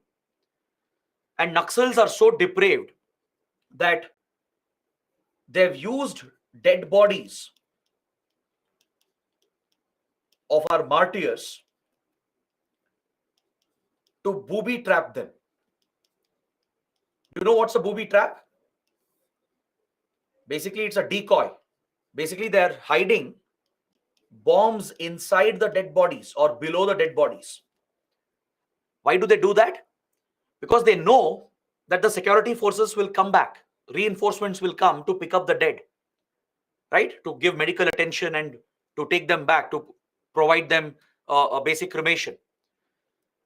So what they do is, either they will cut open the bodies and place IEDs inside the dead bodies, or they'll place it under the body. These are pressure activated. The moment the reinforcement troops come, and if they try to lift the body, immediately there will be another explosion. Even the reinforcement troops are targeted. This is how depraved Naxals are. They don't spare even the dead bodies. Is that clear? So this is their preferred method of operation. They rely on guerrilla tactics. Ambush attacks is their preferred strategy. And they specialize in IED bombs, and they even lay booby traps. Is that clear? Now, how are they raising funds? How could this movement sustain for almost 7 to 6 decades? Right? Without substantial funds, the movement cannot continue. As I told you, any conflict, it's about money, it's about business. Without the money supply, without enough finances, these movements cannot sustain. So who is financing them? Where are they getting the money from? Usually, terrorist insurgent organizations. They work closely with organized criminal cartels. They get involved in drug production and drug smuggling. Naxals do this as well. In the forest areas where they control the region, they encourage the locals to grow opium. They cultivate opium and they smuggle this, they traffic this, which earns a lot of money to fund their operations. And also, terror and insurgent groups, they consume drugs, they use drugs to brainwash and indoctrinate the local youth. If they get new recruits, to radicalize them, to brainwash them, they have to desensitize them. So they get them addicted to drugs. Drug addiction is a huge problem, right? There is a direct link between drug addiction and radicalization. Many terrorist and insurgent outfits use this strategy in the Northeast as well, in Punjab, in Kashmir as well. They will hire the local youth, they'll recruit them. To further radicalize them and indoctrinate them and desensitize them, they'll make them drug addicts. Because drug addicts lose sensitivity, right? It plays with your mental and physical balance, and they become easy targets. They become like robots. It's easy to train them, brainwash them, and make them more brutal so that they can carry out attacks in their name. So they use the drugs for their own consumption as well, and they smuggle and traffic this by working with criminal cartels to raise funds. They could even tie up with arms traffickers, not only to source weapons for themselves, but also to smuggle weapons for a commission. They could smuggle drugs and weapons for other criminal gangs to get a commission in return, which will fund their operations. They resort to extortion. This is one of the biggest routes through which they are raising funds. They threaten the local industries, the businessmen, politicians. They act like criminal gangs. If they don't pay the extortion sum which they demand, the ransom, if they don't pay the ransom, they are going to kidnap them or kill them. So they will threaten local factories, the local business owners, local shops, right? They'll target the rich and the affluent. They'll target politicians. And many times they provide the services for hire. Just like criminal gangs, they'll try to settle real estate disputes. They'll work for one politician against the other. There have been cases in Jharkhand, in Bihar, in Chhattisgarh, where one politician who's standing for elections, he has hired Naxals because they would have contacts. He has hired Naxals to threaten his political rival to not stand for elections. To ensure this guy wins the election, he has paid Naxals to threaten his rival, to threaten his opponent, to ensure that he doesn't stand for elections. This is nothing but pure extortion. This is criminal activity, like a criminal gang. So they raise weekly, monthly donations like this. They have to pay or else they'll be threatened and targeted. So extortion is another route. So these are some of the primary sources of funding, and they do get some donations as well by sympathizers. There could be Naxal sympathizers, maybe in urban areas. There could be Naxalites who are influenced by the ideology, but they themselves will not get involved in the acts of terrorism. So what they do, they provide support through donations. They might provide legal support in the media. There could be sympathizers around the country who might be giving such support as well. So extortion, donations, commissions raised through organized crime, direct involvement in drug production, drug trafficking, and arms trafficking. These are the primary sources of Naxal funding. Their foreign contact has been very limited. They did have some contact with Chinese intelligence and Pakistan intelligence, but external support has been very limited. Please remember that. External support for Naxals has always been very, very limited. This is largely a domestic threat. It's primarily an internal threat. They did have contacts with LTTE of Sri Lanka. They had contacts with Northeast insurgent groups, with Lashkar-e-Toiba as well. But all the contacts have been very limited. It's not much of a threat. At one point, especially back in 60s and 70s, Chinese intelligence was known to sponsor the Maoist war. Pakistan's ISI also had contacts with them. It had got LET and the Maoists together to collaborate together. The Naxals were collaborating with the LTT in Sri Lanka and Northeast insurgents in Northeast India and Myanmar. So there have been those connections, but it's very limited. It's largely a domestic group operating inside the country. So apart from these financing routes, they are sourcing their weapons by directly buying from global arms traffickers. They work with these criminal gangs, organized criminal gangs. They use the money they raise to source some advanced weapons from abroad. This is one part of the weapons that they acquire. All right, but they don't have enough money to procure advanced weaponry, too high advanced weaponry. They do invest in satellite phones, in high advanced communication, encrypted communication, even in some assault rifles, rocket launchers, etc. So they'll give some money for this. They'll set aside some money for procuring advanced weaponry from these global transnational criminal networks. The biggest route is by looting police stations and police armory. They will target police stations and security camps, and they will loot weapons from the police and security forces. They will also loot weapons after attacks from our security personnel. Now, let's say they carried out an ambush attack. They have killed the troops, right? The weapons will be lying around. So they will steal those weapons. They loot and steal weapons from our own forces, from the armory, from the police stations, and following attacks, they steal the weapons from our own forces. That is a preferred tactic as well. Apart from that, they procure local country guns, which is very cheap and affordable. Since Naxals are not very well funded like other terror groups, they used only a small part of their funds for advanced weapons from arms trafficking cartels. But since they have very limited funds, they rely mainly on looting and stealing from our forces. And second, they procure some local country guns where there are illegal factories, gun factories in UP, in Bihar, and also in Nepal. See, in UP and Bihar, there are notorious criminal gangsters and criminal gangs, right? They often rely on these country weapons produced by illegal gun factories. If you guys have seen, let's say, gangs of Wasepur, Mirzapur, right, you would know what I'm talking about.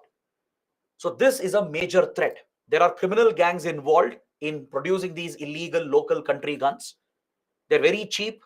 They're made by local craftsmen. Many times they misfire. They don't even function properly. But criminal gangs procure them, and even Naxals procure them because it's cheap and affordable. So there are many such factories present along the Nepal border and also in UP and Bihar. And this is another source. It's a cheap source for easy access to weapons. So this is something you should understand. What are their targets? What are their financing routes? And how are they sourcing their weapons? Because this is what India is targeting.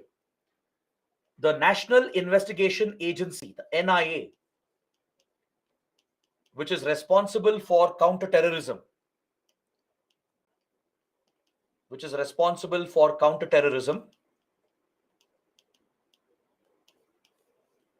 is primarily targeting these financing routes. Remember, we studied yesterday that the CPI Maoist has already been listed as a terrorist organization under the Unlawful Activities Prevention Act, the UAPA. UAPA is our primary law against terrorism. So under the UAPA, CPI Maoist is a designated proscribed terrorist outfit. So NIA has the primary responsibility to target Naxals as a law enforcement agency. NIA is a law enforcement investigating agency. So as part of its efforts to counter terrorism and Naxalism, it is targeting the financing routes. It works with Enforcement Directorate to tackle money laundering. It is working with Narcotics Control Bureau, Directorate of Revenue Intelligence and CBI to deal with drugs and arms trafficking.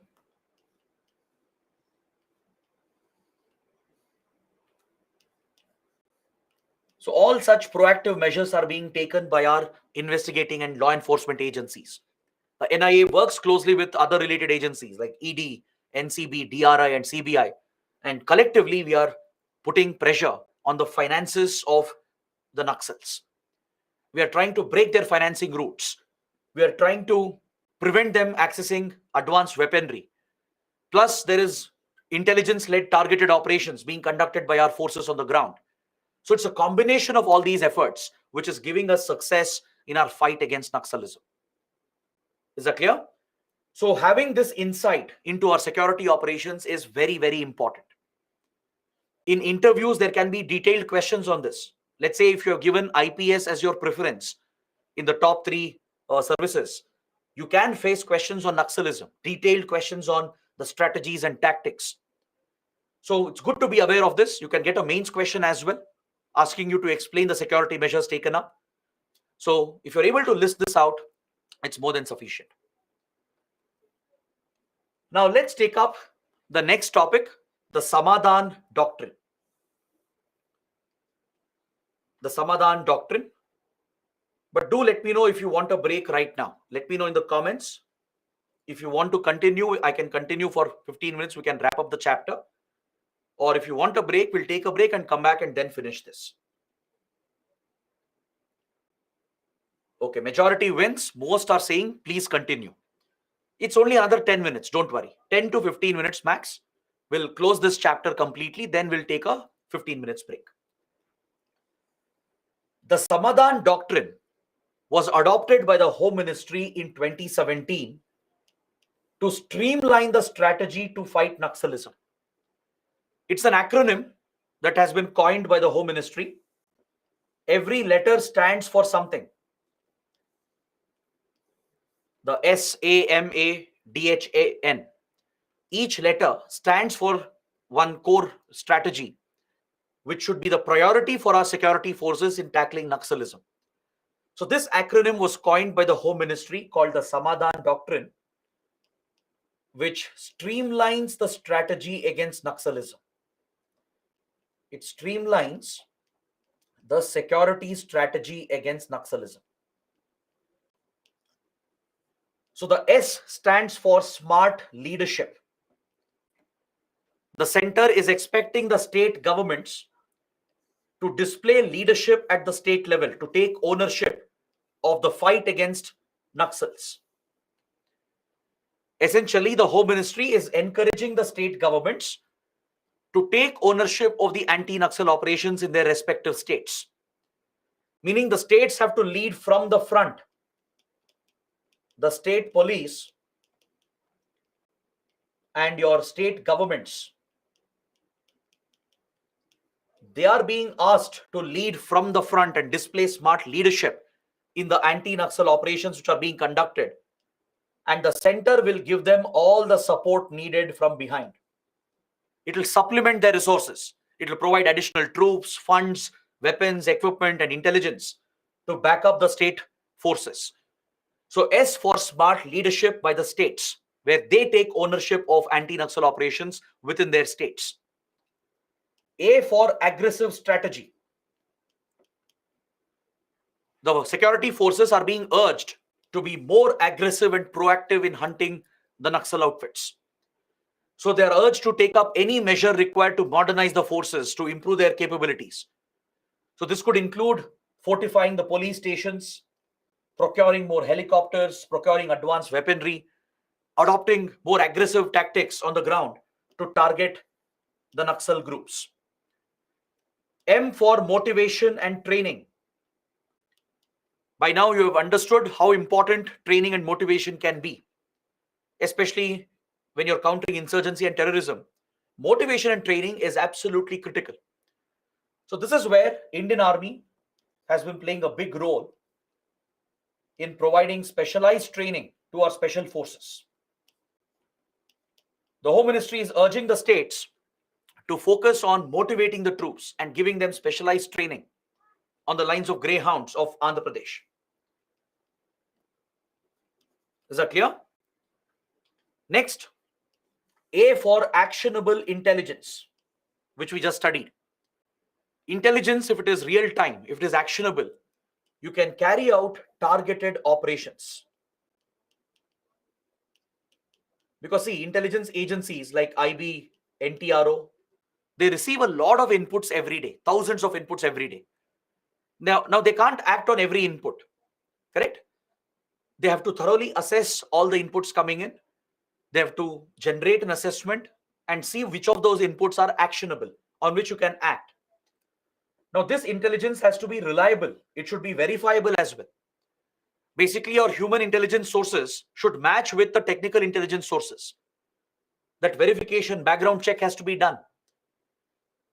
So, if your intelligence is actionable, meaning if you can act upon it in real time, that is when you can conduct targeted operations. Meaning you need specific information, not vague inputs. Vague information will not help you. You need very specific inputs, that where is this leader present? Where exactly is he hiding? Where is the money moving around? Very specific information. Which is the next attack they are planning? Which members are part of the attack? What are they planning to do? Such specific information is needed in real time to carry out targeted operations. So A for actionable intelligence. Intelligence which can be acted upon. Then D for dashboard-based KPIs and KRAs to monitor the progress. To monitor the progress being made, KPIs and KRAs have been identified, which are being depicted on a dashboard format. Those in the corporate sector will understand KPIs and KRAs. It's your key performance indicator and key result area. Now, any task you take up, right? There will be certain indicators that will help you point out your performance and how you're performing. Let's say you're preparing for UPSC exam. Your goal is to crack this exam.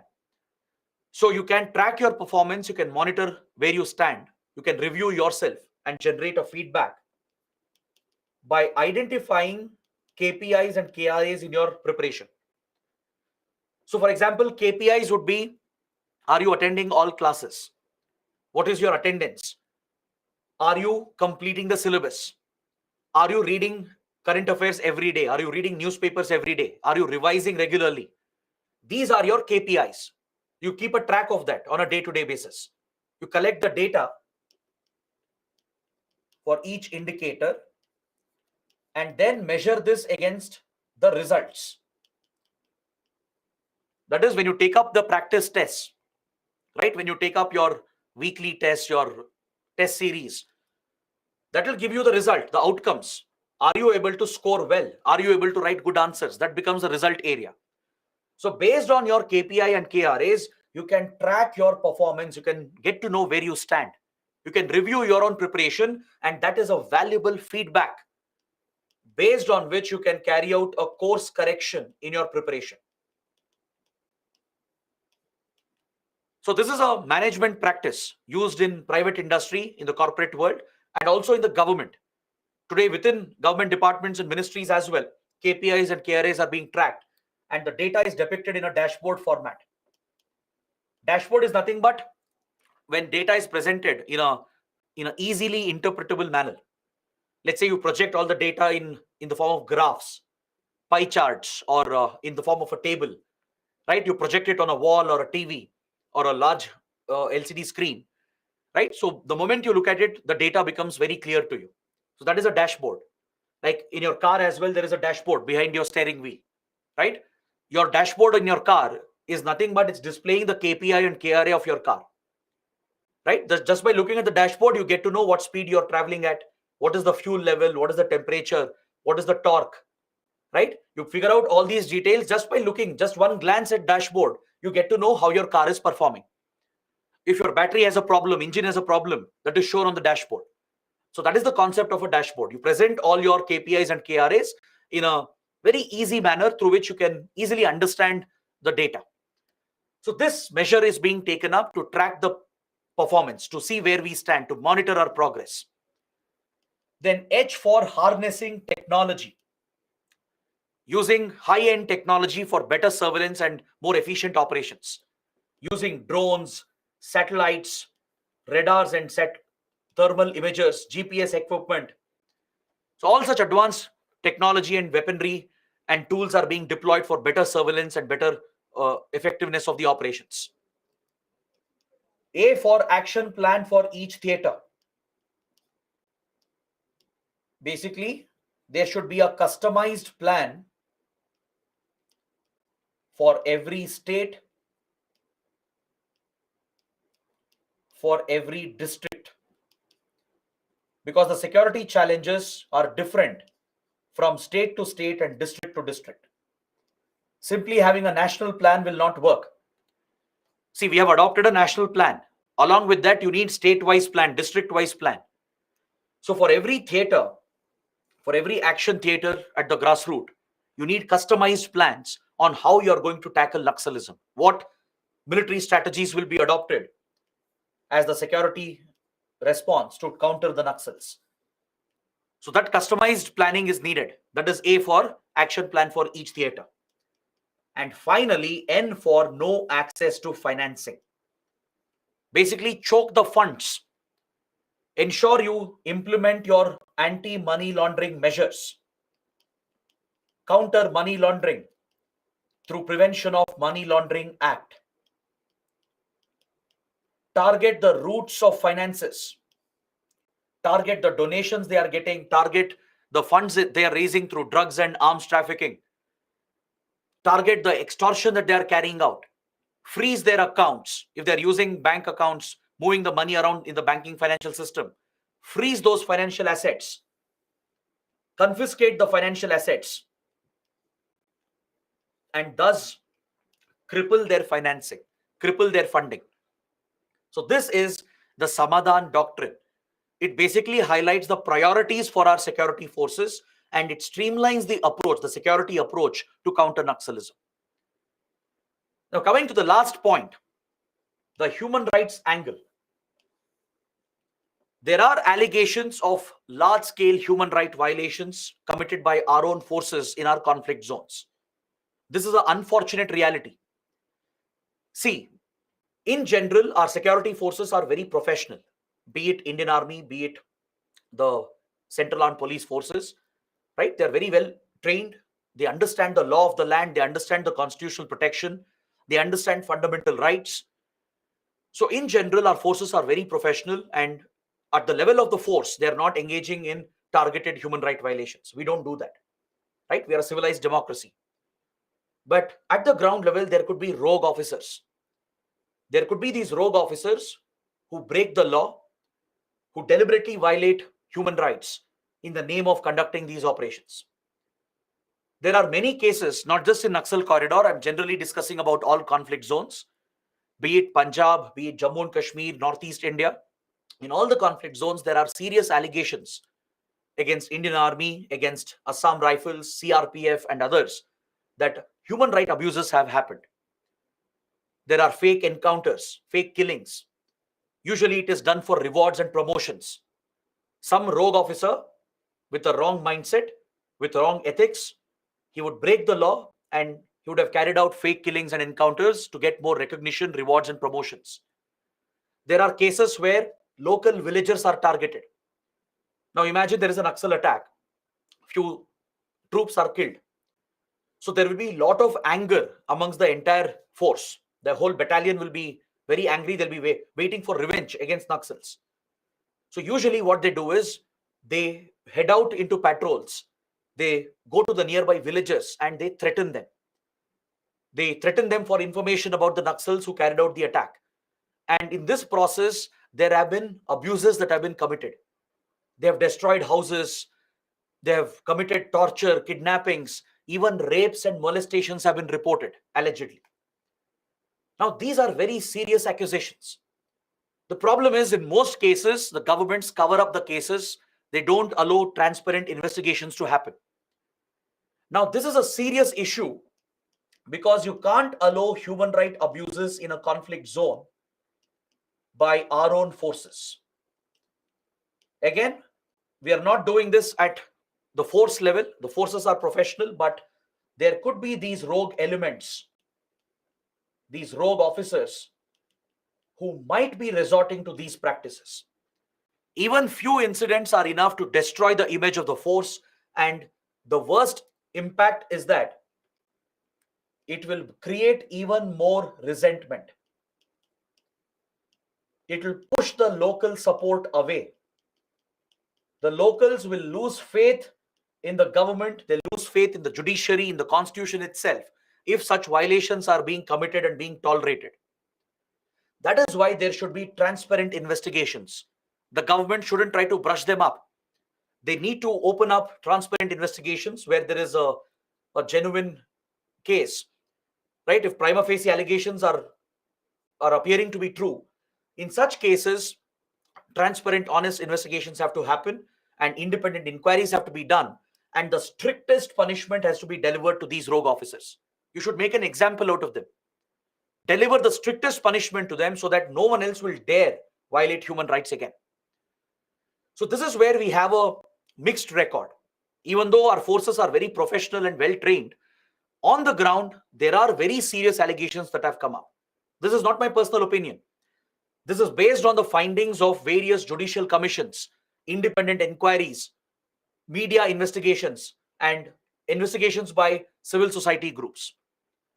All right, this we have seen in Northeast India as well, in Jammu and Kashmir as well, in Punjab as well. This is true with regard to Naxal areas also. There have been allegations of human right abuses, but in most cases, the government, they cover it up because they don't want controversy, they don't want any political criticism. So this is something we need to address immediately, right? We need to improve our human rights record, ensure that we are more transparent, and we should deliver strict punishment to these guilty officers. But at the same time, let me provide you another side of the argument. Let's balance this argument. The security forces are operating in a very difficult, challenging situation. So they do need some kind of protection. Now, what if false cases are filed? What if the extremists get some support from locals and file false cases against our forces? Right? Every time if you open an investigation on fake encounters and rapes, etc., then our forces will lose their morale. They'll lose all motivation to fight this conflict. They're operating in a very difficult, challenging situation where every split second matters. They have to take such quick decisions. So sometimes there might be accidents which might happen. There might be collateral damage unintentionally. So for those incidents, you can't punish your forces. If you do that, then nobody will fight this war for the state. So the balance is necessary. There is the need for some degree of protection for our forces against false accusations. At the same time, we should have transparent mechanisms to investigate and inquire if there are prima facie allegations which appear to be true. We should ensure that justice is delivered and punishment is delivered to these rogue officers. That balance has to be found. That is what is needed as far as human rights issues are concerned.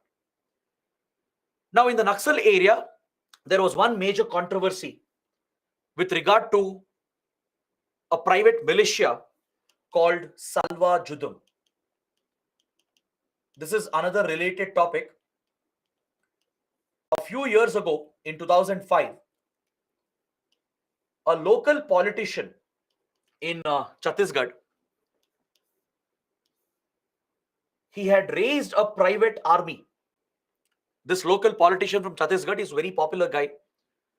He had established a private army called Salwa Judum, which was later supported by the state government. The state police supported this private army that was consisting of Koya tribe commandos. The Koya tribe members, they were recruited into this private militia, into this private army, and they were given weapons in their hands. They were given a free hand to target Naxals. And for every Naxal they would kill or arrest, they would be rewarded for it. Essentially, the government itself, the police itself, they were placing weapons in the hands of a community. They were placing weapons in the hands of civilians. And they even gave them a designation. They started calling them Koya commandos. They gave them the rank of special police officers.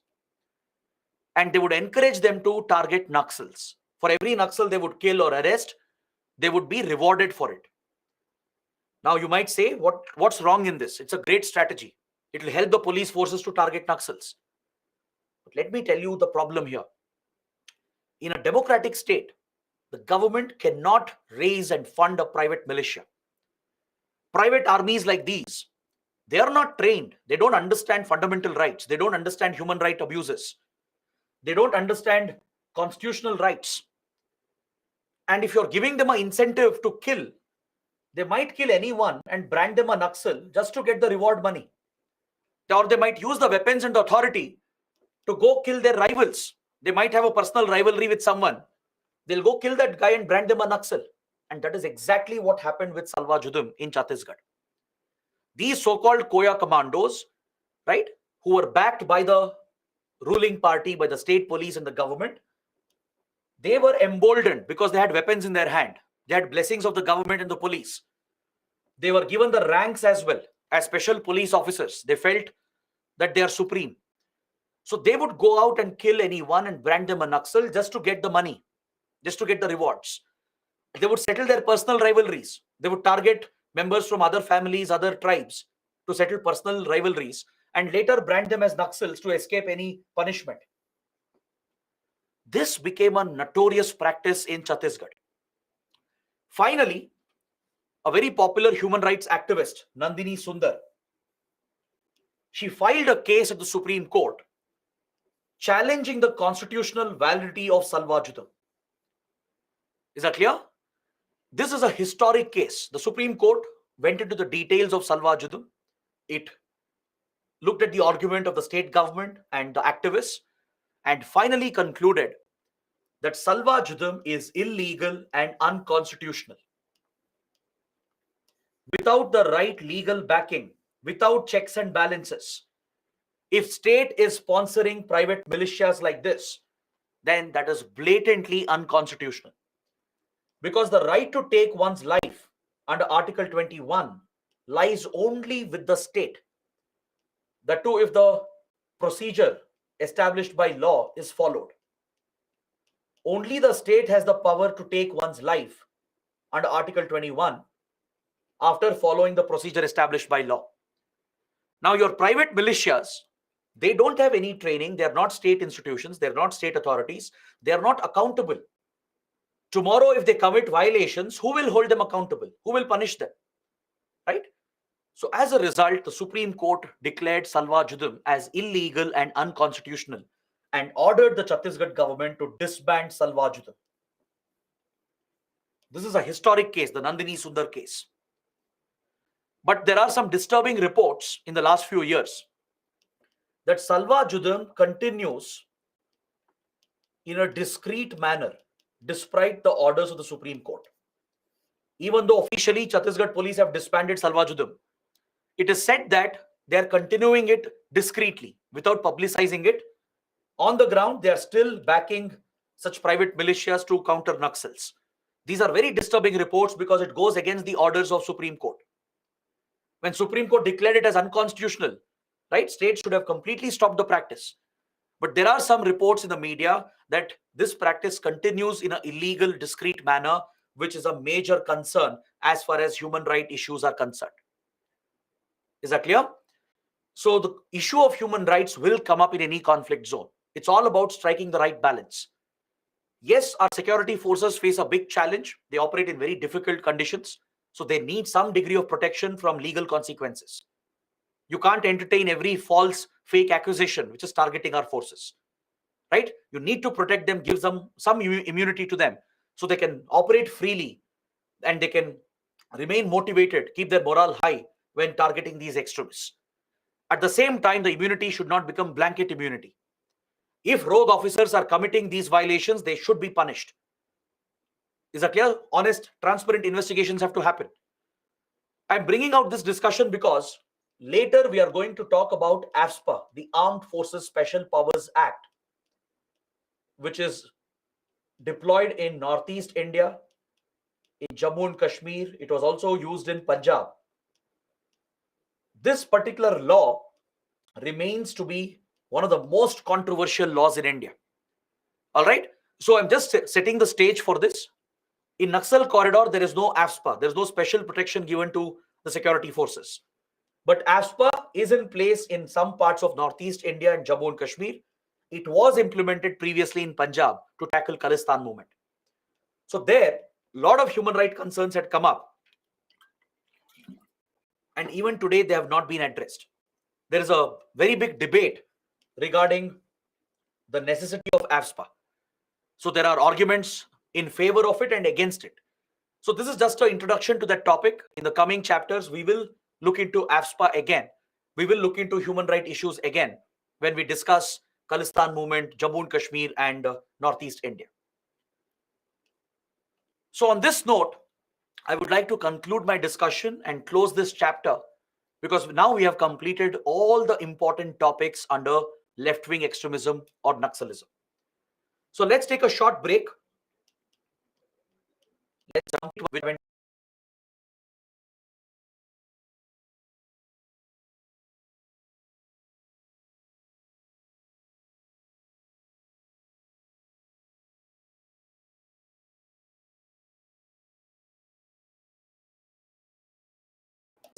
First question is by Vivek. Vivek is asking, sir, would it be suitable for the health of federal structure of India if state level bodies are bypassed by the central government? I think Vivek is referring to the integrated action plan, how center was directly working with the district administration.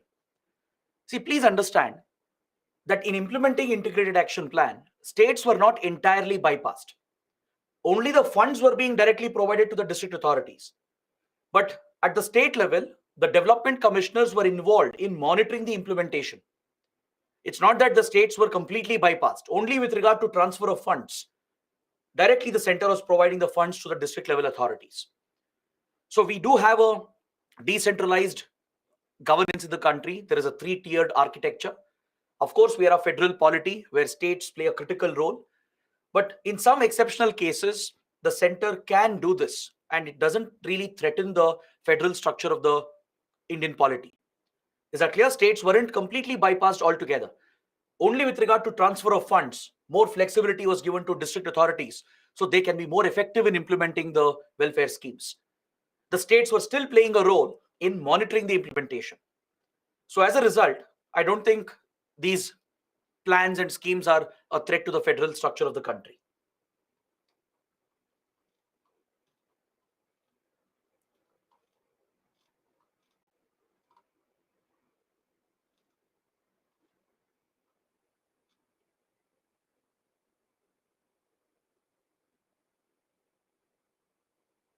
Femina is saying that, sir, there is a problem of digital divide in terms of spatial arrangement of telecom companies and internet service providers, as they're not providing any connectivity to the tribal hamlets. You're absolutely right, Femina. Private internet service providers and telecom companies, they usually don't reach out to remote areas. And that is understandable because any private enterprise is driven by the profit motive. If it doesn't make business sense, right? If the business is not viable, if it's not economically viable, how can they sustain the business, right? This is where government acts as an enabler. The government catalyzes the private sector to reach out to these unconnected and underserved regions.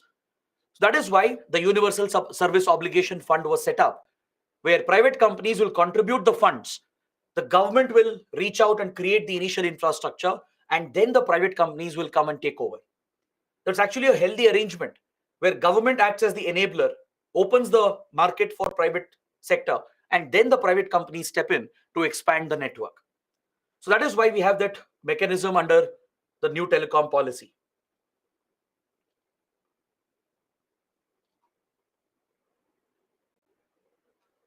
Atharv is mentioning the Vibrant Village program by Ministry of Home Affairs. We will discuss that at a later point, right? Not right now. When we come to border management, so there we will discuss the role of border villages, what we are trying to do to develop border villages. Recently, there is a program, a development program launched by the Home Ministry called the Vibrant Villages Program. It's specifically for villages present along the Chinese border. So we will study that, but under border management. Next, a student is asking, so we often hear about urban Naxals. Please explain. See, I get this question in every class. Whenever we discuss Naxalism, students ask, who are urban Naxals or what is urban Naxalism? First of all, let me tell you, there is no official designation used by the government as urban Naxals. This is largely a political propaganda that exists. Don't use the term urban Naxals in your answers in the examination. There are sympathizers, Naxal sympathizers are there. Yes, in cities or in other parts of the country, there could be sympathizers of Naxalism who might be giving donations to them, who might be giving logistical support and legal support to Naxals. We just call them Naxal sympathizers. That is the official designation of the Home Ministry as well. The term urban Naxals is largely used on social media, especially if you political elements, they are using it to target the critics of the government. Now, anyone who criticizes the government is branded an urban Naxal. It's a very derogatory term. The government itself has said, we don't have any designation officially known as urban Naxals. So don't use the term. It is a derogatory political term. It's a political propaganda where few political elements are targeting the critics of the government by branding everyone as an urban Naxal. Every journalist, every critic, every thinker and intellectual is branded as an urban Naxal. This is a derogatory term, largely on social media. It's part of the propaganda. So don't use the term. Government itself has said that we don't designate anyone as an urban Naxal. Officially, it is not done. So it's not acceptable to use the term. You can just say that there are Naxal sympathizers. Across the country, maybe in Indian cities, there are Naxal sympathizers. Maybe there could be some intellectuals, some civil society activists, journalists who might be sympathizing with Naxal ideology and working for them and helping them. So they will be targeted. They will be targeted as extremists. They will be labeled as Naxal sympathizers, but not as urban Naxals. The term urban Naxals, it's a very derogatory term. It's a very incorrect term to be used.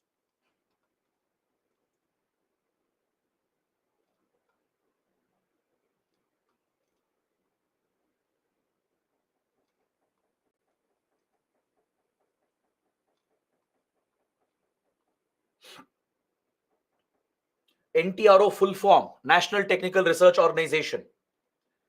Prerna is asking, what are ambush attacks? Ambush attacks are surprise attacks where the attackers are hiding. They attract or invite the security forces to a location where they would have assembled around it. They would have hidden around that location and they launch a sudden surprise attack, guerrilla attack against the forces which are coming in.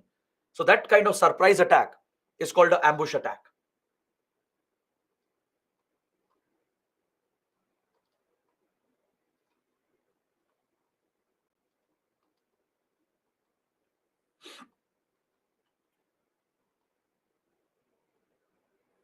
I see many questions where students are asking the full form of all the acronyms, IED full form, CRPF full form. Don't ask such questions. It's a waste of your time and my time. First of all, I'm mentioning the full form as well when we are discussing. And second, let's say you miss it. You can always Google that. That's not a question you should be asking in class. Prem says, sir, Naxals are helping poor people. Why should we target them? They're helping many poor people. No, not at all. Naxals are serving their own agenda, their own selfish political agenda. Even if they're giving some help to locals, right? That is not a justification for the violence they're carrying out. They can't be spared just because they might be giving some help here and there, but committing atrocities and committing terrorism against the Indian state. That's why I told you yesterday, Naxal ideology cannot be tolerated, right? So even if they are helping, even if I assume that they are giving some help to local people and poor people, that is not a justification for the terrorism that they are carrying out. So Naxals are extremists, they are insurgents. You have classified them as a terrorist organization and they should be targeted because they pose a threat to the integrity of the nation, the sovereignty of the nation.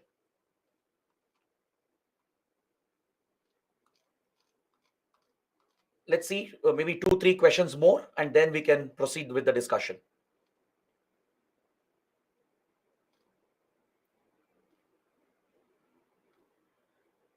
Femina is asking, is Veerappan a Naxal? No, not at all. Veerappan was a dacoit, a bandit. Dacoits or bandits, they are like robbers. He was a hunter. Veerappan was a hunter, poacher. He used to steal forest resources, right? So Veerappan was not a Naxal.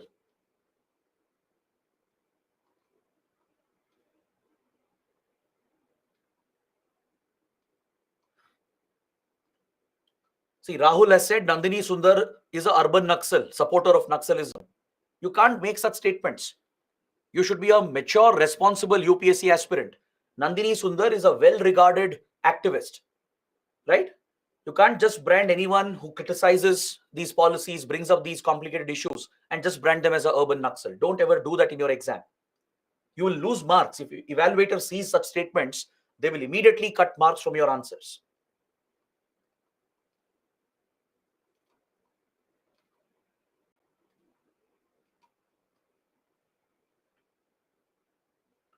Pooja is asking, who purchases drugs from Naxals? There are drug cartels. They smuggle drugs and sell drugs, right? In India and around the world, there is a huge market for recreational drugs. So they sell it to these criminal cartels and gangs that proliferate drugs, and they sell it to the youth. So that's a big way of raising finances for these extremist activities.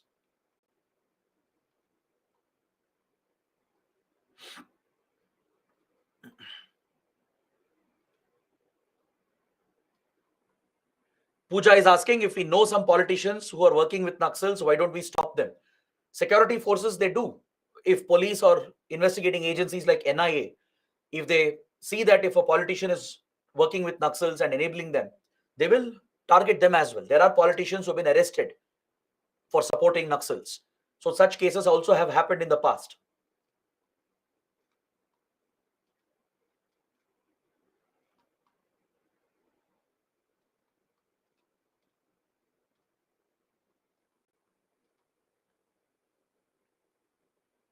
Abhijit is asking, does caste system in India contribute to extremism? To an extent, yes. We were discussing this yesterday. Social exclusion, where lower castes are oppressed and discriminated, right? It creates resentment. And that's one reason why tribal communities, they feel left out. For centuries, the tribal communities, the scheduled castes and Dalits, they have been oppressed by the caste system in India, by the upper caste. This is a century-old discrimination, which has happened for centuries together, right? So the impact is obviously there. People are not being treated as equals. They're not getting equal access. They're being denied certain benefits. So this affects their dignity. It is a form of social exclusion. So that could breed resentment and could contribute to extremism.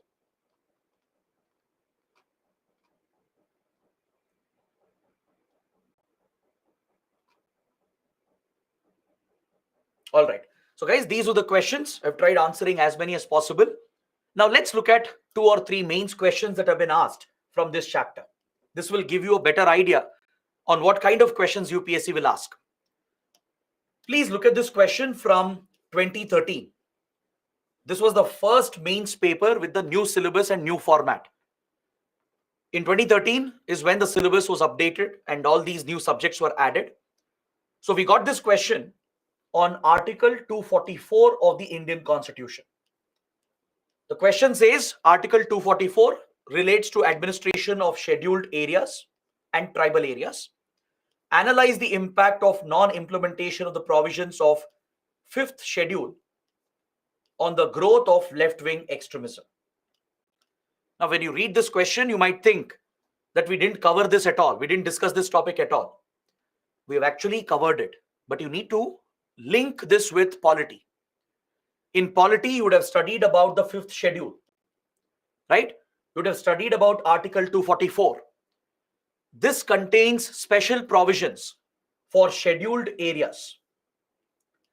Tribal areas in few states are designated as scheduled areas by the President of India, and special administrative provisions are given where the governor of the state enjoys few special discretionary powers to look after the welfare and development of the tribal community. So we were discussing this when we covered the factors that gave rise to Naxalism. One of the causes which led to the rise of Maoism was the neglect of tribal welfare in the country. Didn't we discuss many points on how tribals have been excluded, how various laws and policies and projects of the government have affected the tribal population in the country, like environmental laws, for example, forest conservation laws. They have uprooted the tribal communities. They've lost their homeland. They've been pushed out of their forest areas. They've lost their livelihood because they no longer can access their traditional forest rights. That's why the Forest Rights Act was brought out in 2006. The Forest Rights Act accorded these rights to the forest dwelling communities. But despite these constitutional provisions and legal provisions, there is a failure in implementation. Article 244 and 5th schedule, they provide specific provisions for tribal welfare in the scheduled areas. But in terms of implementation, there is a failure. There is a gap in governance. Enough hasn't been done. Not much has been done for improving the standard of living for tribal communities in the country. So that is what you should focus upon. So in any question, read the question carefully and understand how many parts are there in the question. In every question, there will be 2 or 3 parts. And the answer you will write should do justice to the different parts that are given in the question. So in this particular question, what you can do is, you can clearly identify that there are 2 parts in the question. First, you have a statement on Article 244. Second, you are being asked to analyze the impact of non-implementation of the provisions and how it has contributed to rise of left-wing extremism. So 2 separate questions are there here. So in the introduction, you can directly start with Article 244. You have to bring your polity knowledge, briefly explain in the introduction what is Article 244, what is 5th schedule. In few lines, in 4 to 5 lines, explain how it provides special provisions for tribal areas to provide for tribal welfare.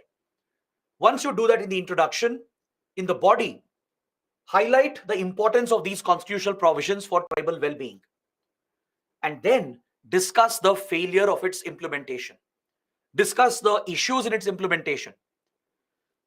Even though scheduled areas are recognized, several tribal welfare schemes are not properly enforced and implemented.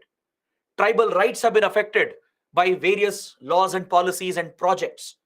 Large public projects have led to land acquisition, displacement of tribal community. Tribal land has been sold to non-tribal people. So tribal rights, their well-being has been compromised. Give some specific examples. Like the Niyamgiri example we discussed, the Dongriya Kond example, or any other example you're aware of. Use that to justify your answer, to show how 5th schedule provisions have not been well implemented. So this leads to lack of development, lack of governance in the tribal areas, and it has been a factor in driving resentment against the state. The complete displacement of the people, the upliftment of their livelihood has created resentment, which has been exploited by Naxals, and it has contributed to the rise of left-wing extremism. So present this argument in the body, and in the conclusion, provide a way forward. Suggest what can be done. What is a solution for better implementation of 5th schedule? You can give the example of integrated action plan. How integrated action plan focused on better implementation of 5th schedule, Forest Rights Act and PESA Act. Highlight the importance of decentralized governance, giving more rights to the tribal communities. Suggest these measures in the conclusion, and that will complete your answer. Is that clear? Then look at this question from 2015. The persisting drives of the government for development of large industries in backward areas have resulted in isolating the tribal population and the farmers who face multiple displacements. That is one statement. That is the first part of your question. With Malkangiri Naxalbari foci, discuss the corrective strategies needed to win the left-wing extremism doctrine affected citizens back into the mainstream of social and economic growth. Now, on the face of it, this question might seem to be complicated. But trust me, if you understand what's being asked, it's very simple and it's many ways similar to the previous question. The question is asking, how has development projects, the large development projects, the industrial projects pushed by the government in backward and tribal areas, how has it affected the tribal community and the farmers? This is something we covered in detail yesterday. So in the introduction, please provide an explanation. Explain how large public projects, industrial projects, mining projects lead to displacement of farmers and tribal community. Land acquisition has been done without proper consensus, without proper compensation. Rehabilitation has not been provided. Livelihoods have been uprooted. So as a result, tribals and farmers have lost faith in the Indian state. If you know any specific example, mention that to justify your argument. Next, it is asking you to focus on Malkangiri and Naxalbari. Naxalbari is where Naxalism originated because of the feudal nature of the society. Right? The first rebellion which happened, the Naxal rebellion, was against the feudal landlords. Then Malkangiri is the current hub of Naxalism in the Chhattisgarh-Odisha belt. So here it's mainly tribal issues. Chhattisgarh-Odisha belt is a tribal area, forested area. So the current hub of Naxalism around Malkangiri, it's mainly driven by tribal factors. So focusing on Malkangiri and Naxalbari, talk about the strategies needed to win the people back into mainstream, to pull them away from Naxal influence. So you can break down the body and the conclusion where you discuss Naxalbari first, explain what happened in Naxalbari, how it was a rebellion against the landlord system. It was a result of the feudal nature of the society. So solution is land reforms, breaking the zamindari system, completely abolishing the feudal nature of the society and bringing about social and economic changes to benefit farmers, peasants and laborers. So land reforms are the key to deal with issues that we saw in Naxalbari. That's one way of pulling people back from the Naxal influence and bringing them back into mainstream. Then with Malkangiri focus, discuss the tribal issues, right? Tribal rights and welfare has been compromised. So what can be done? How can you provide better welfare and better rights for tribal communities? Suggest those measures and conclude your answer. So it is all similar. It's all something we have already covered and discussed. It's about organizing your opinion, organizing your thoughts and presenting it in a logical manner. If you see my approach, what I'm mentioning and discussing, there is a certain flow to the answer. There is a certain logic. We are not writing random points. Now, I'll not write about features of Maoism. I'll not unnecessarily explain what are the financing routes of Naxalism, what are the Naxal attacks that have happened. So that is unnecessary information which the question is not asking. So never waste your time, never waste your word limit in writing what is not needed. Please address the question which has been asked. See, all of us will have a lot of knowledge and information. Doesn't mean you simply dump everything. Even though it is correct, you will not get marks unless and until you are doing justice to the question. Right? Now, in the first question, if I write about origin of Naxalism, origin of Maoism, even though your points are correct, you will not get a single mark for that. Because first question is not asking about Maoism. It's not asking where Naxalism started or what is Maoism. It's asking about fifth schedule, its failure, and how it contributed to Naxalism. So once you understand the link and what the question is asking, build your answer accordingly. Do justice to all the sections of the question, justify the answer with some examples, and conclude that where you provide some way forward, some suggestions to tackle the challenge. This structure, this logical flow has to be maintained, and you have to do this within the word limit. So this comes only with practice. It will not happen overnight. Answer writing is a skill. It's an art. Most of them are not born with good writing skills. It's something you cultivate. It's something you develop over a period of time with practice, repeated, consistent practice. So take up all these questions. Once you revise the topics, right? Once the chapters are completed, please revise once and then take up these questions for your answer writing practice. Get the answers evaluated by your mentors. Get some feedback. So this will help you in improving your answer writing skills. And this you have to do regularly. You can't do this once in a month, once in a quarter. This has to be regular, almost on a daily basis. You have to take up 1 or 2 questions for answer writing. From whatever you have studied in a day, let's say you attended internal security class, you have covered some current affairs, and maybe you have read some other subject, let's say polity or history. Before you go to bed in the night, keep aside 15 minutes. Take up 2 questions, 7.5 minutes per question, and write an answer to it. The question should be related to what you have studied. Don't take some random question. If you have read polity and internal security, don't take question from economy. Take a question from what you have studied, from the topics you have covered in that day. It will only take 15 minutes. You'll get 7.5 minutes per question in your mains.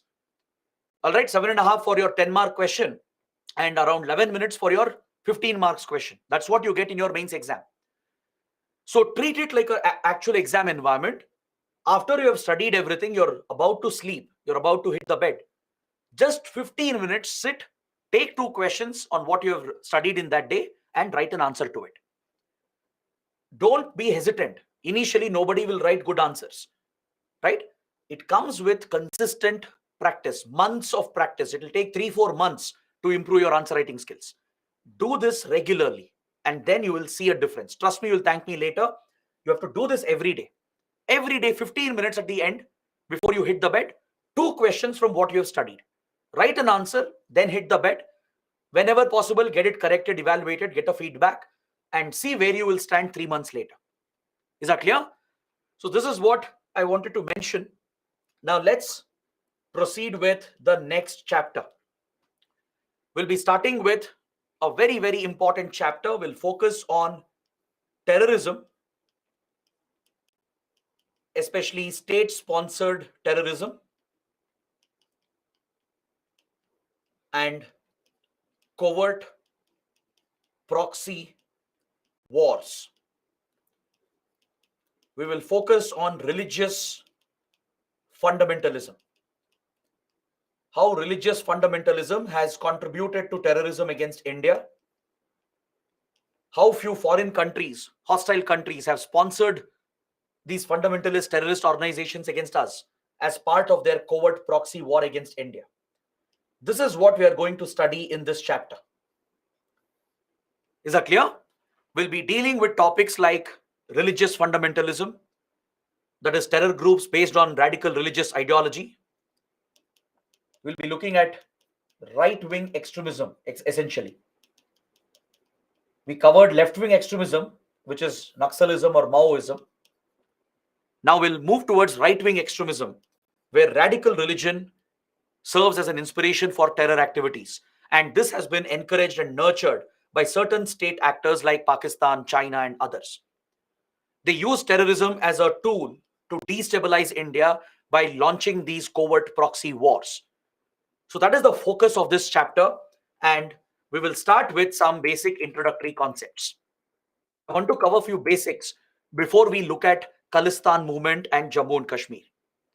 In this chapter, my focus is mainly on Jammu and Kashmir and Khalistan movement and also the global terrorism scenario. We'll also discuss what India is doing to counter terrorism. But before we get into the core topics, let's cover some basics today.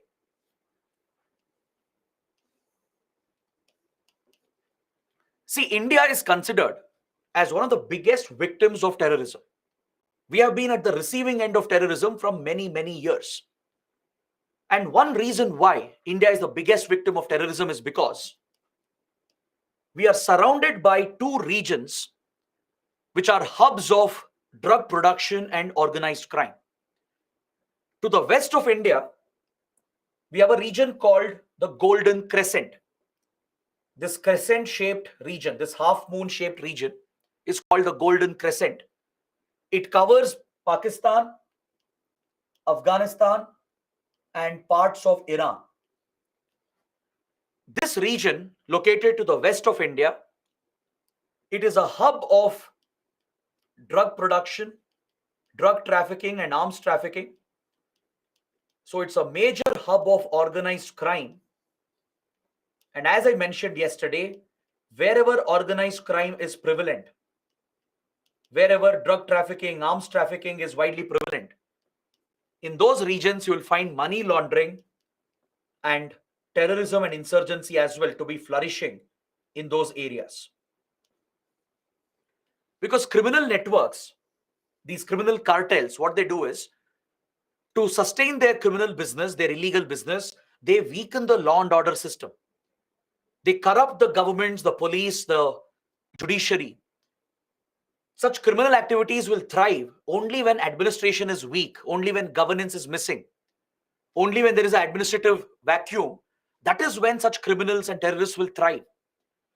So these criminal cartels, like for example, the D gang, the Dawood Ibrahim gang, the various Afghan warlords who control opium production in Afghanistan, and Pakistan's intelligence agency, the ISI, they all play a role in furthering this nexus between organized crime and terrorism.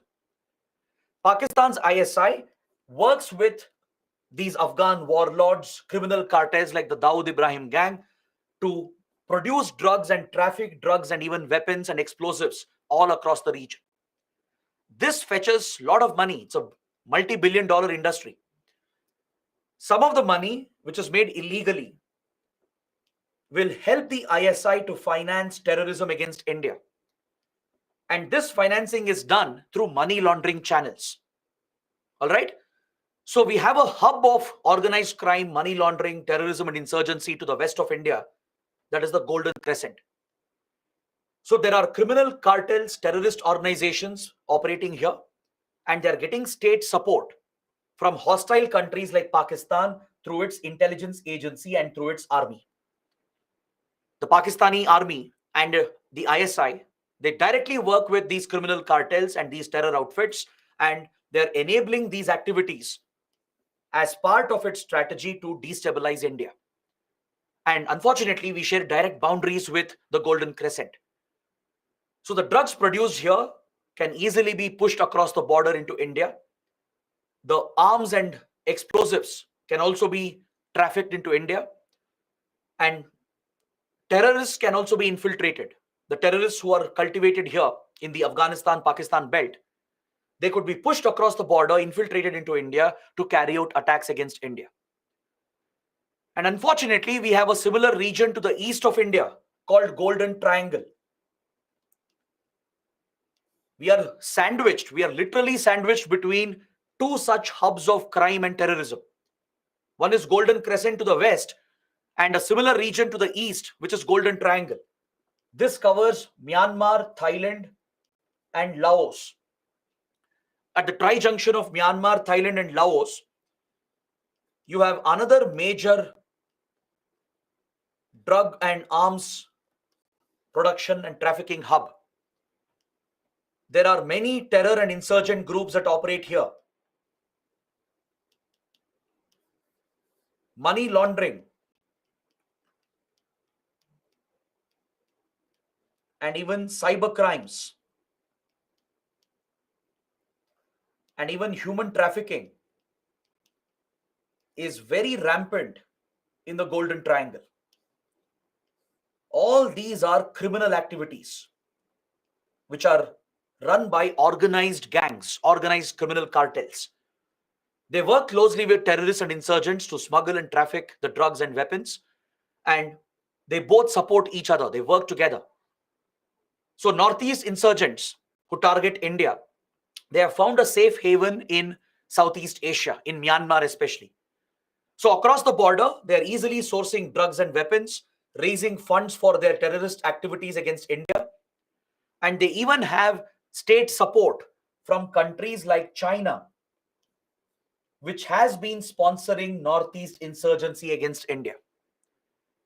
Just like Pakistan has sponsored various terrorist groups and Northeast insurgents, similarly, China also in the past especially has funded Northeast insurgents against India. Even today, Indian intelligence agencies, they believe that few Northeast insurgent groups are still funded and supported by China through Myanmar. So since India is sandwiched between two major hubs, we are one of the biggest victims of terrorism. So this helps you understand the connection between organized crime, money laundering, and terrorism and insurgency. Is that clear? Another global hub of drug production and crime is this region: Colombia and Mexico. This is another major hub of drug production, weapons trafficking, and gun violence related to these drug cartels. I'm sure many of you would have heard about Pablo Escobar and other top drug mafias, right? You would have heard about the Colombian drug cartels, the Mexican cartels. You would have seen many documentaries and web series as well, like Narcos and others. They depict the real situation here in Colombia and Mexico. It's another major hub of drug production. These drug cartels, there are different mafias which operate. They often fight with each other. They target the government as well. They use weapons to commit violence. They essentially engage in narco terrorism. Narco terrorism is violence and terrorism that is fueled by narcotics. Even in Afghanistan-Pakistan belt, we witness narco terrorism, where terrorism is directly connected with narcotics production, right? So these are the major hubs of drug production, arms trafficking, and there is this direct connection with terrorism and money laundering. So that is why India becomes so vulnerable, because we are located in a very difficult geopolitical landscape. We can't escape this. This is our geography. You can't change geography entirely, right? This is the neighborhood we are blessed with. To the west and east, we have very problematic regions, and these challenges, they spill over the border into India, causing the destabilization of our country. So in this chapter, we will understand more about the connections between state agencies like the ISI, Chinese intelligence, how these state actors are sponsoring non-state actors like criminal groups and terrorist groups to launch covert wars, proxy wars against India. That is the focus of this chapter. So we will learn about the Khalistan movement in Punjab and abroad. We will learn about the separatist movement in Jammu and Kashmir, which has given rise to insurgency and terrorism. So this will be the focus of our discussion: state-sponsored terrorism, covert proxy wars, and religious fundamentalism and its links with terrorism. So before I start with Khalistan movement, maybe we'll do that next week, Monday, when we meet again. That's when we'll discuss Khalistan movement and Jammu and Kashmir. But before that, let's cover a few more basics today. We still have another 35 minutes left. So let's try to complete some more basic concepts. And in the next class, we can finish Khalistan movement and Jammu and Kashmir.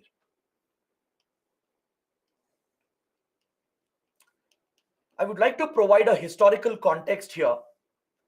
Since this is a mains subject, it's very important to make these interconnections from internal security to history. I'm sure all of you know about Kautilya or Chanakya, one of the foremost thinkers that India has produced, right? He has written an epic treatise, the Arthashastra. The Arthashastra contains valuable insight into governance and administration. That's why you study Kautilya's theories and philosophies in your optionals as well, in public administration, in political science, in sociology, right? Kautilyan theories are studied even today because they have a relevance in today's context. And the most fascinating part is that Kautilya was so far-sighted that he not just provided theories about economics, governance, revenue, land administration, etc. He also dealt with wars and conflict.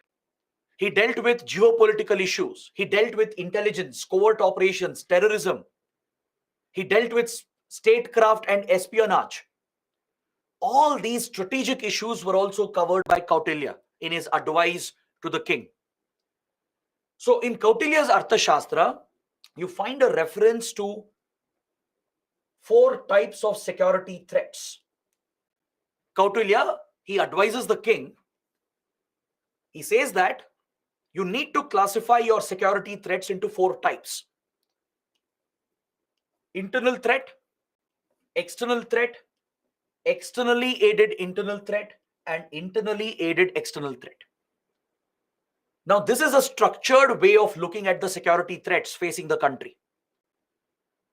This theory of Kautilya, we can apply this even today, right? We can use this classification in the Indian context and classify the different terror groups and security threats we have and label them as internal threats, external threats, or externally aided internal and internally aided external.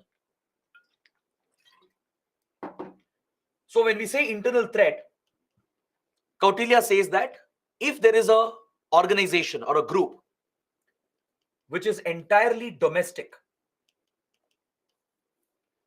which is largely rooted in your domestic causes, they will have some genuine root cause. There would be some grievance, some kind of injustice, some kind of lack of development, which has created a resentment. And based on this domestic root cause, a rebellion movement would have started. Such a movement which is entirely domestic within the country, which is led by your own citizens, your own people, which has very little foreign involvement, external involvement. Such a threat is a purely internal threat. Kautilya says that usually there will be some root causes because of poor governance, poor administration, right? There might be some injustice which has happened. So those who hold a grudge, hold that resentment against the state, they might rebel against the state and they will have very limited outside support. They're largely domestic. They're based out of our own country. They're largely our own citizens and they're targeting the state. Their support from outside is very limited. They may not have any support, or even if they have, external support is very limited. So such groups, such security threats should be classified as purely internal threats. This is what Kautilya said. Now, can you guys give me an example in the Indian context which fits this description? You know about so many terror groups: Lashkar-e-Toiba, Al-Qaeda, LTTE, Naxals, Khalistan groups, Northeast insurgent groups. Based on how they function, can you give me the perfect example for the first category? Very good. Some of you have got the right answer.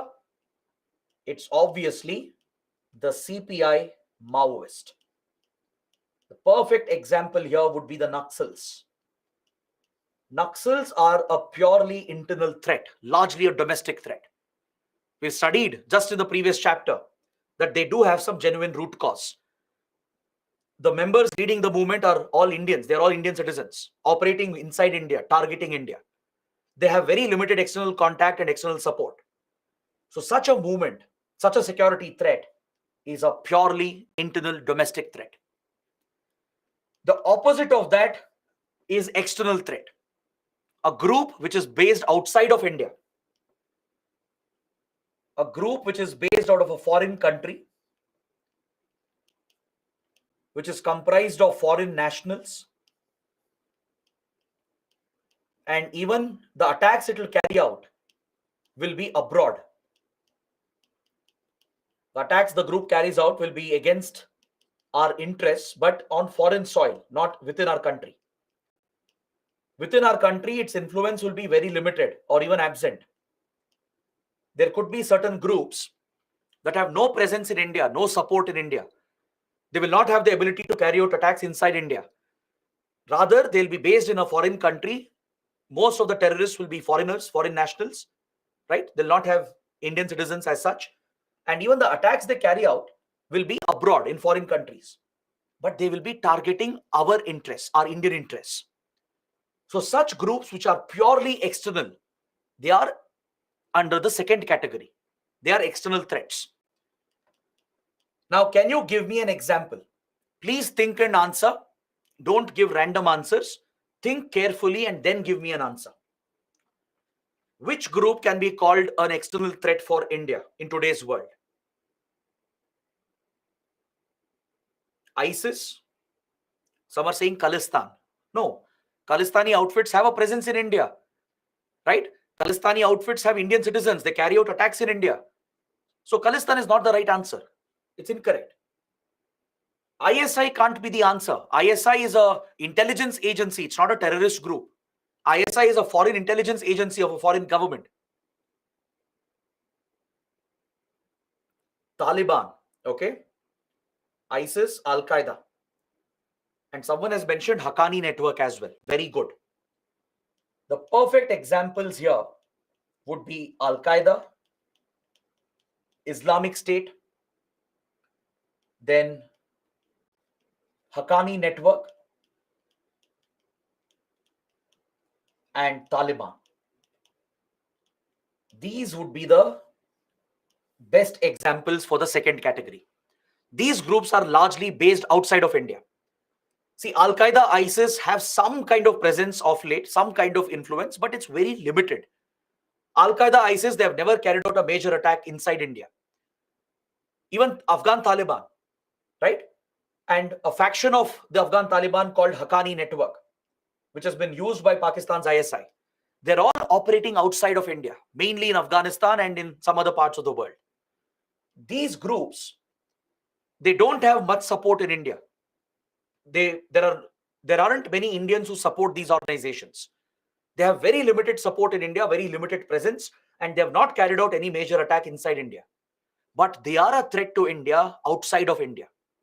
In Afghanistan, in Iraq and Syria, these groups, they have targeted Indian interests. The Taliban has nurtured terrorist groups against India along with Pakistan. Haqqani network has been used by Pakistan's ISI to target the Indian embassy and Indian consulates and Indian workers and diplomats who were stationed in Afghanistan. Haqqani network has carried out many major attacks against our embassy and consulates, and it has even killed many Indian diplomats and Indian intelligence officers. Al-Qaeda and ISIS, they do pose a threat to India, but largely outside of India, right? So such groups are largely external. Next, third category, externally aided internal. Meaning there is some foreign support, usually a foreign state through its intelligence agency is giving direct support to an internal group that is operating in India and has a presence in India, which has the ability to carry out attacks inside our country. Such an internal group is getting direct foreign support. So can you think of examples? There are many examples here. This is a classic example of proxy war, covert proxy war. Very good. Khalistan outfits, Lashkar-e-Toiba, Jaish-e-Mohammed, even Northeast insurgents, they all fit this description.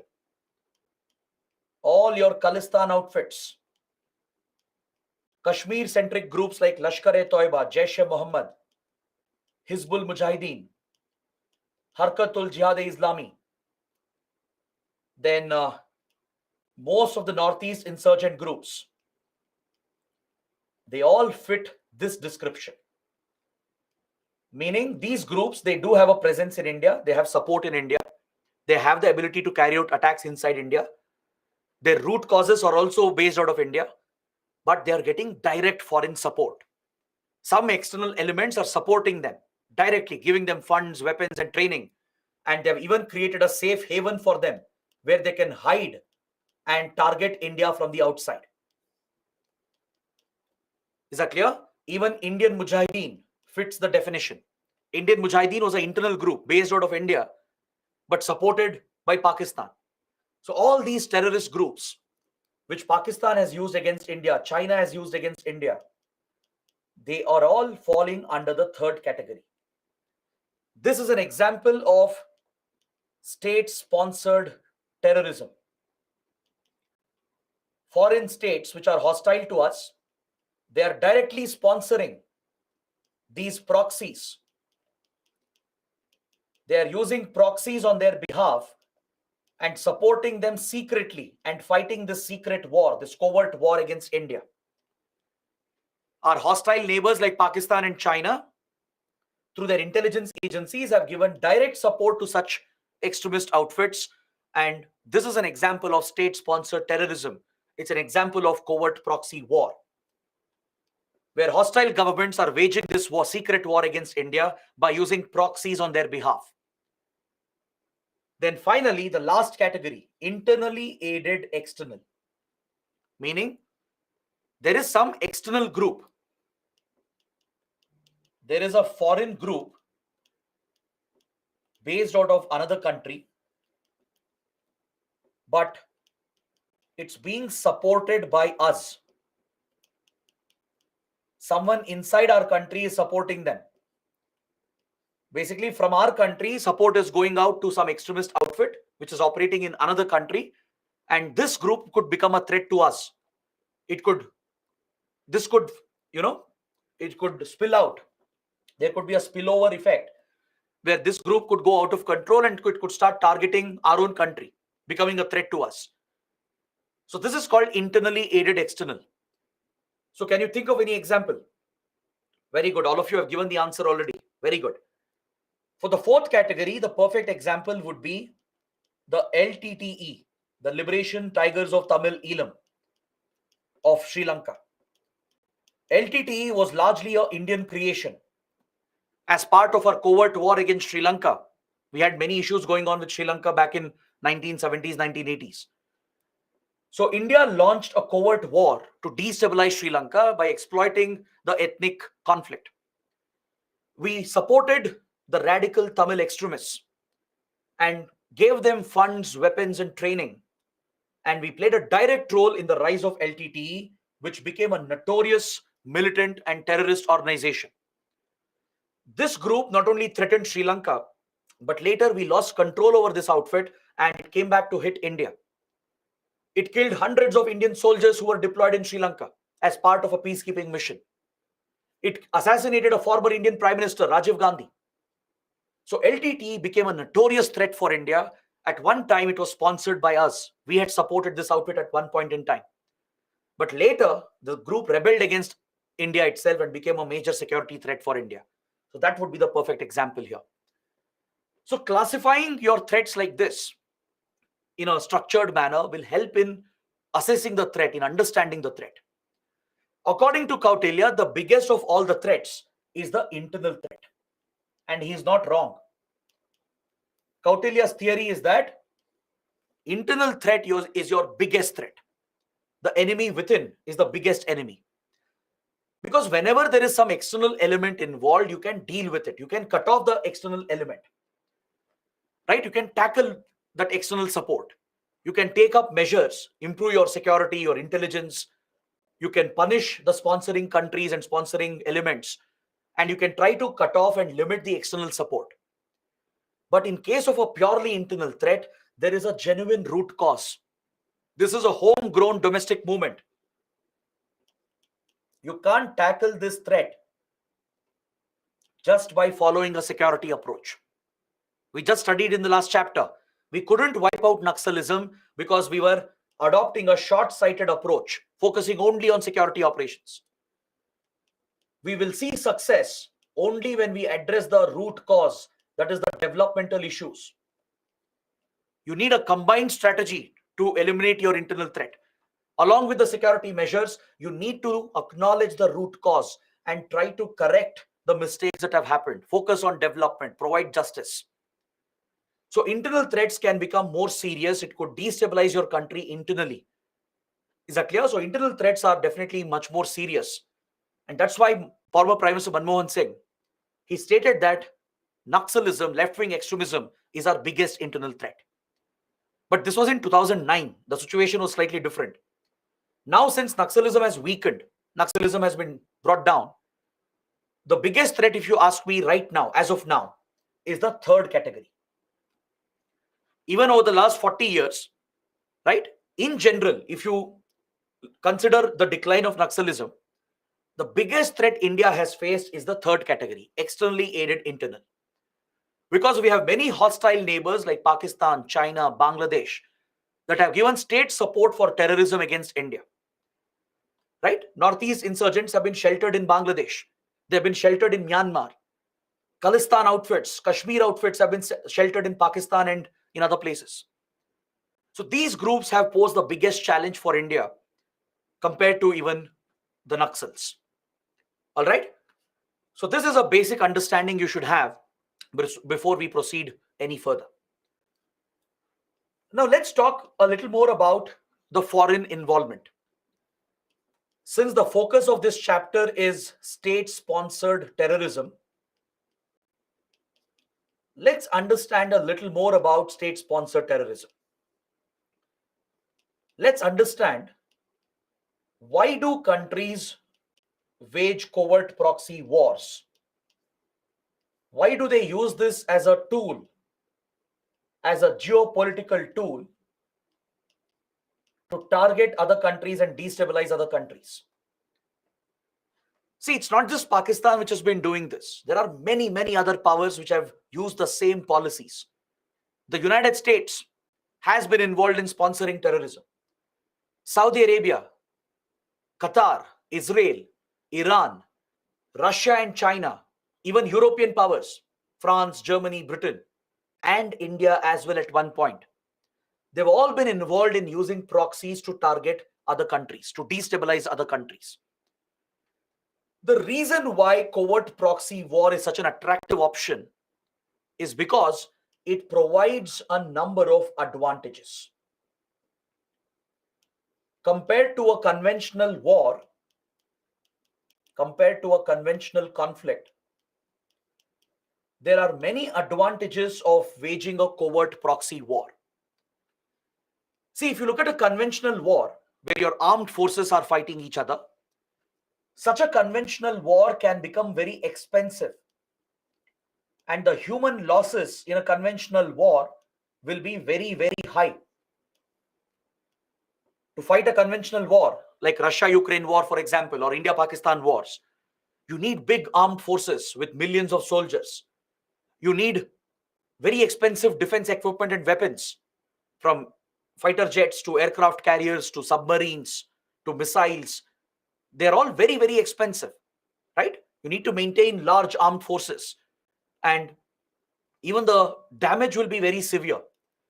When a conventional war takes place, thousands and lakhs or millions could get killed, both civilians and your soldiers. So human loss of life would become unacceptable. So because of this, conventional war has a disadvantage. Your regular conventional war has a big disadvantage, which is you cannot prolong the conflict. You cannot wage a conventional war forever. Since the money required is way too high, the human losses is also unacceptable. You cannot prolong such a conflict beyond a certain point in time.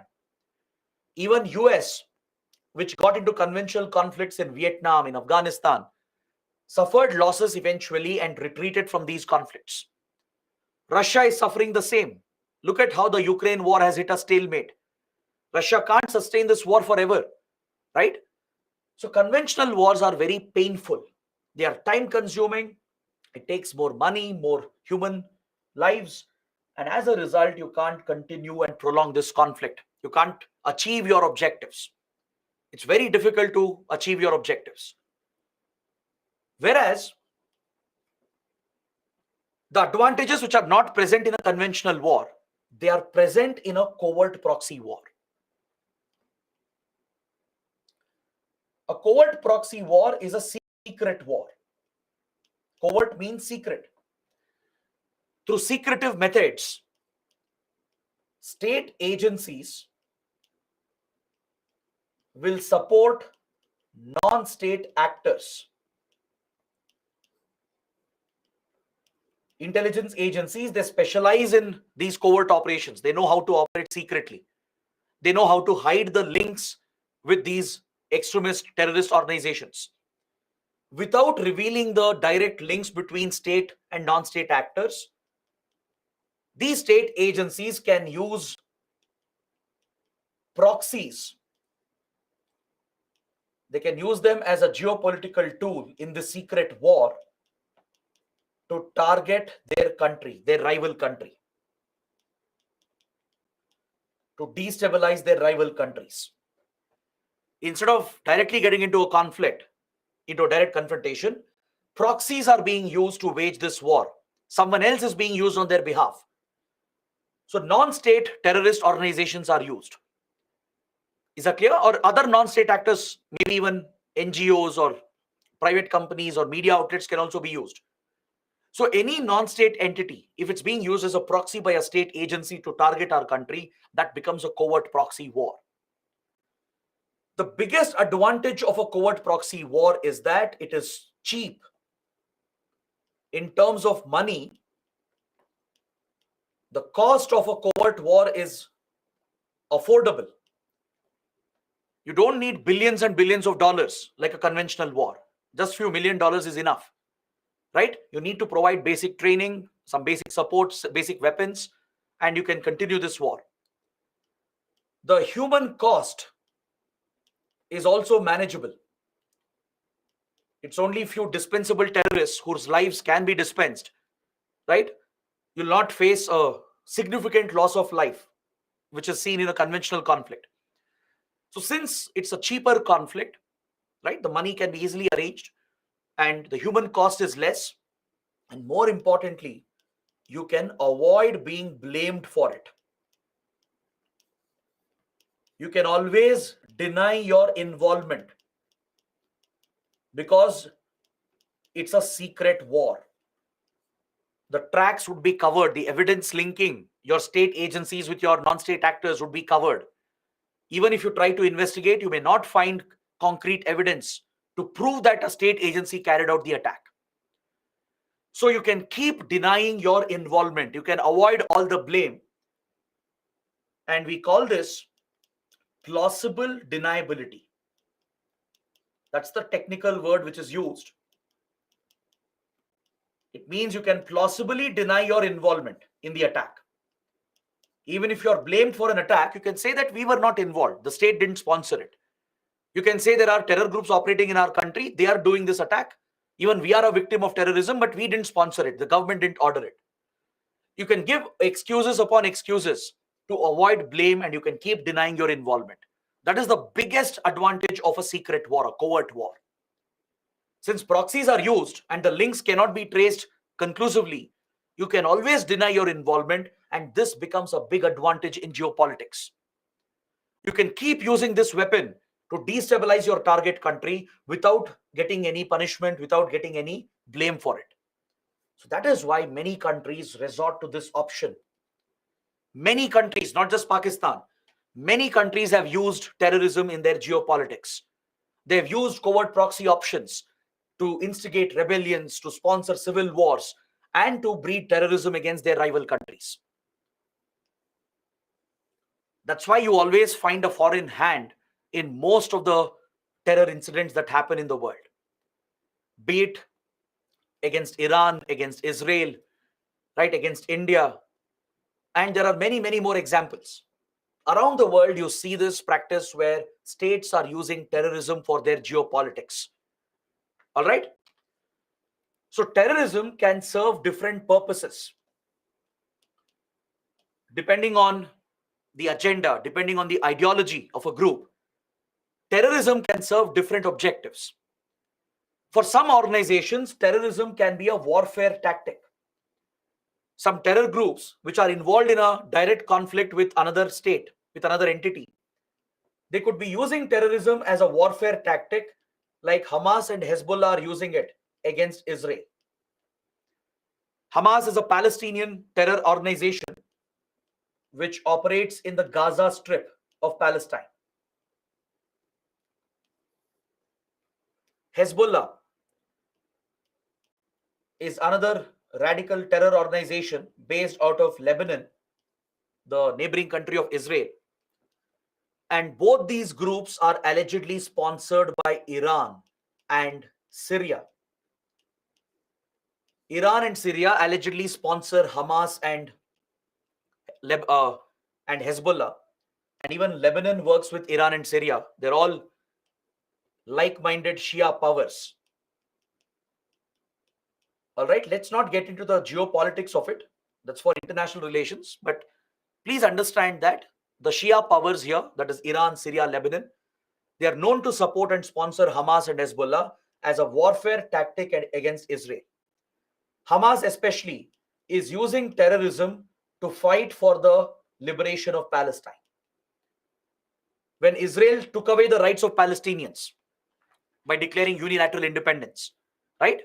Many Palestinian terror groups were born, and some of them look at it as liberation movements. They call them revolutionary movements, but others designate them as terrorists.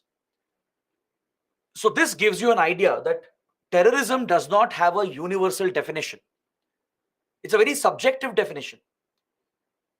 There is a very popular saying, I'm sure you would have heard about it. One man's revolutionary is another man's terrorist. It's all about perspective. It's all about where you're looking at from. Like, for example, Bhagat Singh, right, is a revolutionary for India. For us Indians, he was a legendary freedom fighter, a revolutionary who fought against the British. But British saw Bhagat Singh and other revolutionaries as terrorists. That is the difference. It's about perspective. So if you come to Hamas and Hezbollah, they are seen as radical outfits. No doubt they are radical organizations. But some countries see them as liberation movements, revolutionary movements, fighting for the rights of Palestinians, as Israel has snatched away the rights of Palestinians. But these are also brutal groups. They have carried out brutal attacks against Israel.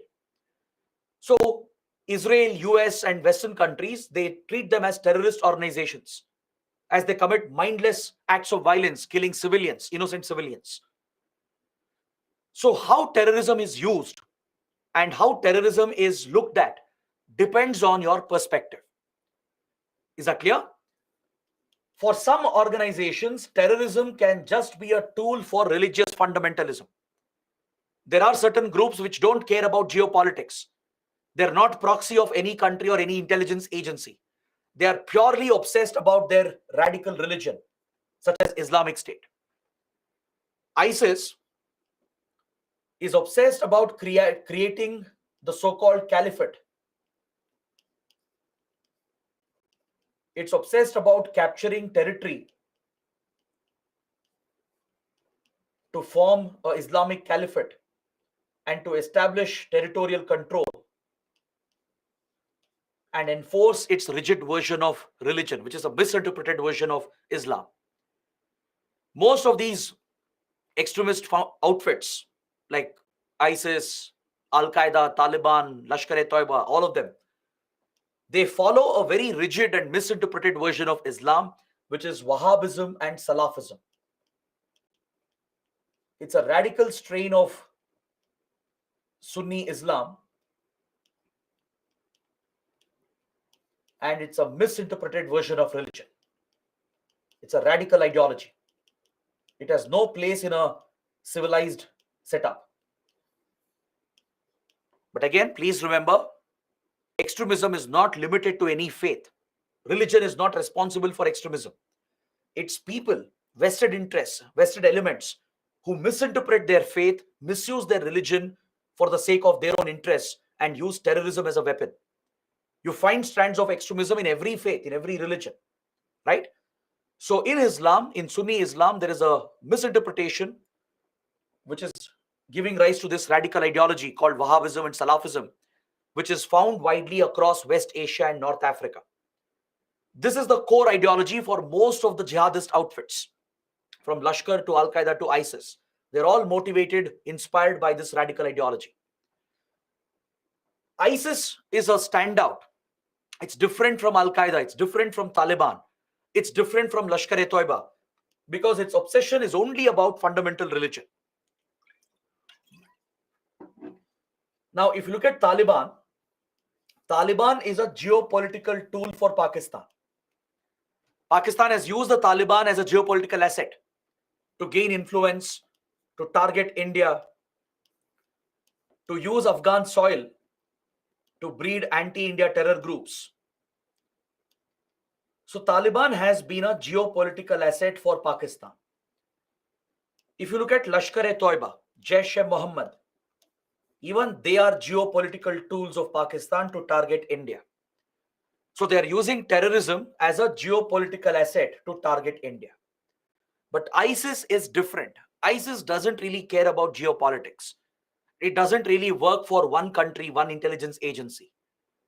Its obsession is with establishing the so-called caliphate, enforcing its rigid religious codes, and its obsession is only fundamentalism, religious fundamentalism. So terrorism can be used for different forms and different purposes. And how you classify terrorism also varies and differs. The very definition of terrorism is a little subjective. There is no standard universal definition. All right. So on this note, I would like to stop today's session. Let's take a break over here. It's the end of the session as well. It's 8:30 right now. So we have covered some very good, very interesting topics today. Next week, that's Monday, when we meet again, we will continue the discussion from here. I'll explain the features of terrorism, how we can identify a group as a terrorist group. Remember, in the last class, we studied the features of Maoism, which is mainly an insurgent movement. So next, we'll understand the features of terrorism, and we'll see how terrorism is different from insurgency and insurrection.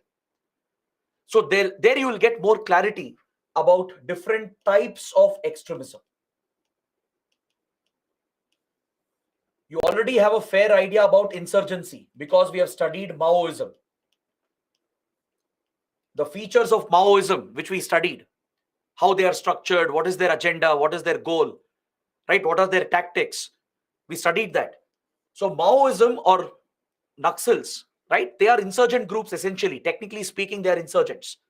But India has labeled them as terrorists under UAPA because governments have the discretion, right? The governments keep the discretion to label a group as a terrorist group if they are threatening our sovereignty and integrity, if they are killing innocents, civilians. Governments can label these groups as terrorist organizations. But technically speaking, academically speaking, Maoists are insurgents. Northeast groups are insurgents. Few Khalistan groups and J&K groups are also insurgents. But since they carry out mindless violence according to the government of India, as they threaten our sovereignty, our integrity and security, and they kill innocent civilians, right? They engage in mindless acts of violence for a political purpose. We have labeled them as terrorist organizations. So what do we do in our exams, right? How do we distinguish between terror and insurgent groups? We will go by what the government is telling us. Government of India is our reference. If the government of India has designated a group as a terror group under UAPA, Unlawful Activities Prevention Act, that's the primary law we have against terrorism. Under the law, organizations and even individuals can be designated as terror organizations and terrorists. Both groups and individuals can be designated under the law. Is that clear? So groups and as well as individuals can be designated under this law. So if the Indian government has proscribed a group or an individual as a terrorist outfit or as an individual terrorist, then that is how we will treat them. That's why I said Maoism in India is a terrorism act, because India has designated CPI Maoist as a terrorist outfit. We have designated all Northeast insurgent groups, all Kashmir-based outfits, all Khalistan outfits, all the outfits sponsored by Pakistan. We have labeled all of them as terrorist organizations. So we will stick to the same stand as Indian citizens. We will abide by what the government is telling us. In the exam as well, we'll stick to the same policy. Understood? But academically, please understand, terrorism and insurgency are different. Maoists, Northeast rebels, they're actually insurgents. They're not exactly terrorists. There is a subtle difference, and you'll understand this in the next class. All right? We will study the features of terrorism. We will compare this with features of insurgency, which we have studied. And we'll also look at another form of extremism called insurrection. So then you'll get more clarity. But for the sake of the examination, we will treat all the terror groups labeled by the government as terrorist organizations only. Even though academically they are insurgent groups, we will label them as terrorist outfits because the government of India has designated them, legally designated them as terrorist outfits. Is that clear? So I think this is enough for today. Let's stop the discussion. I'll just see if there are any questions, any good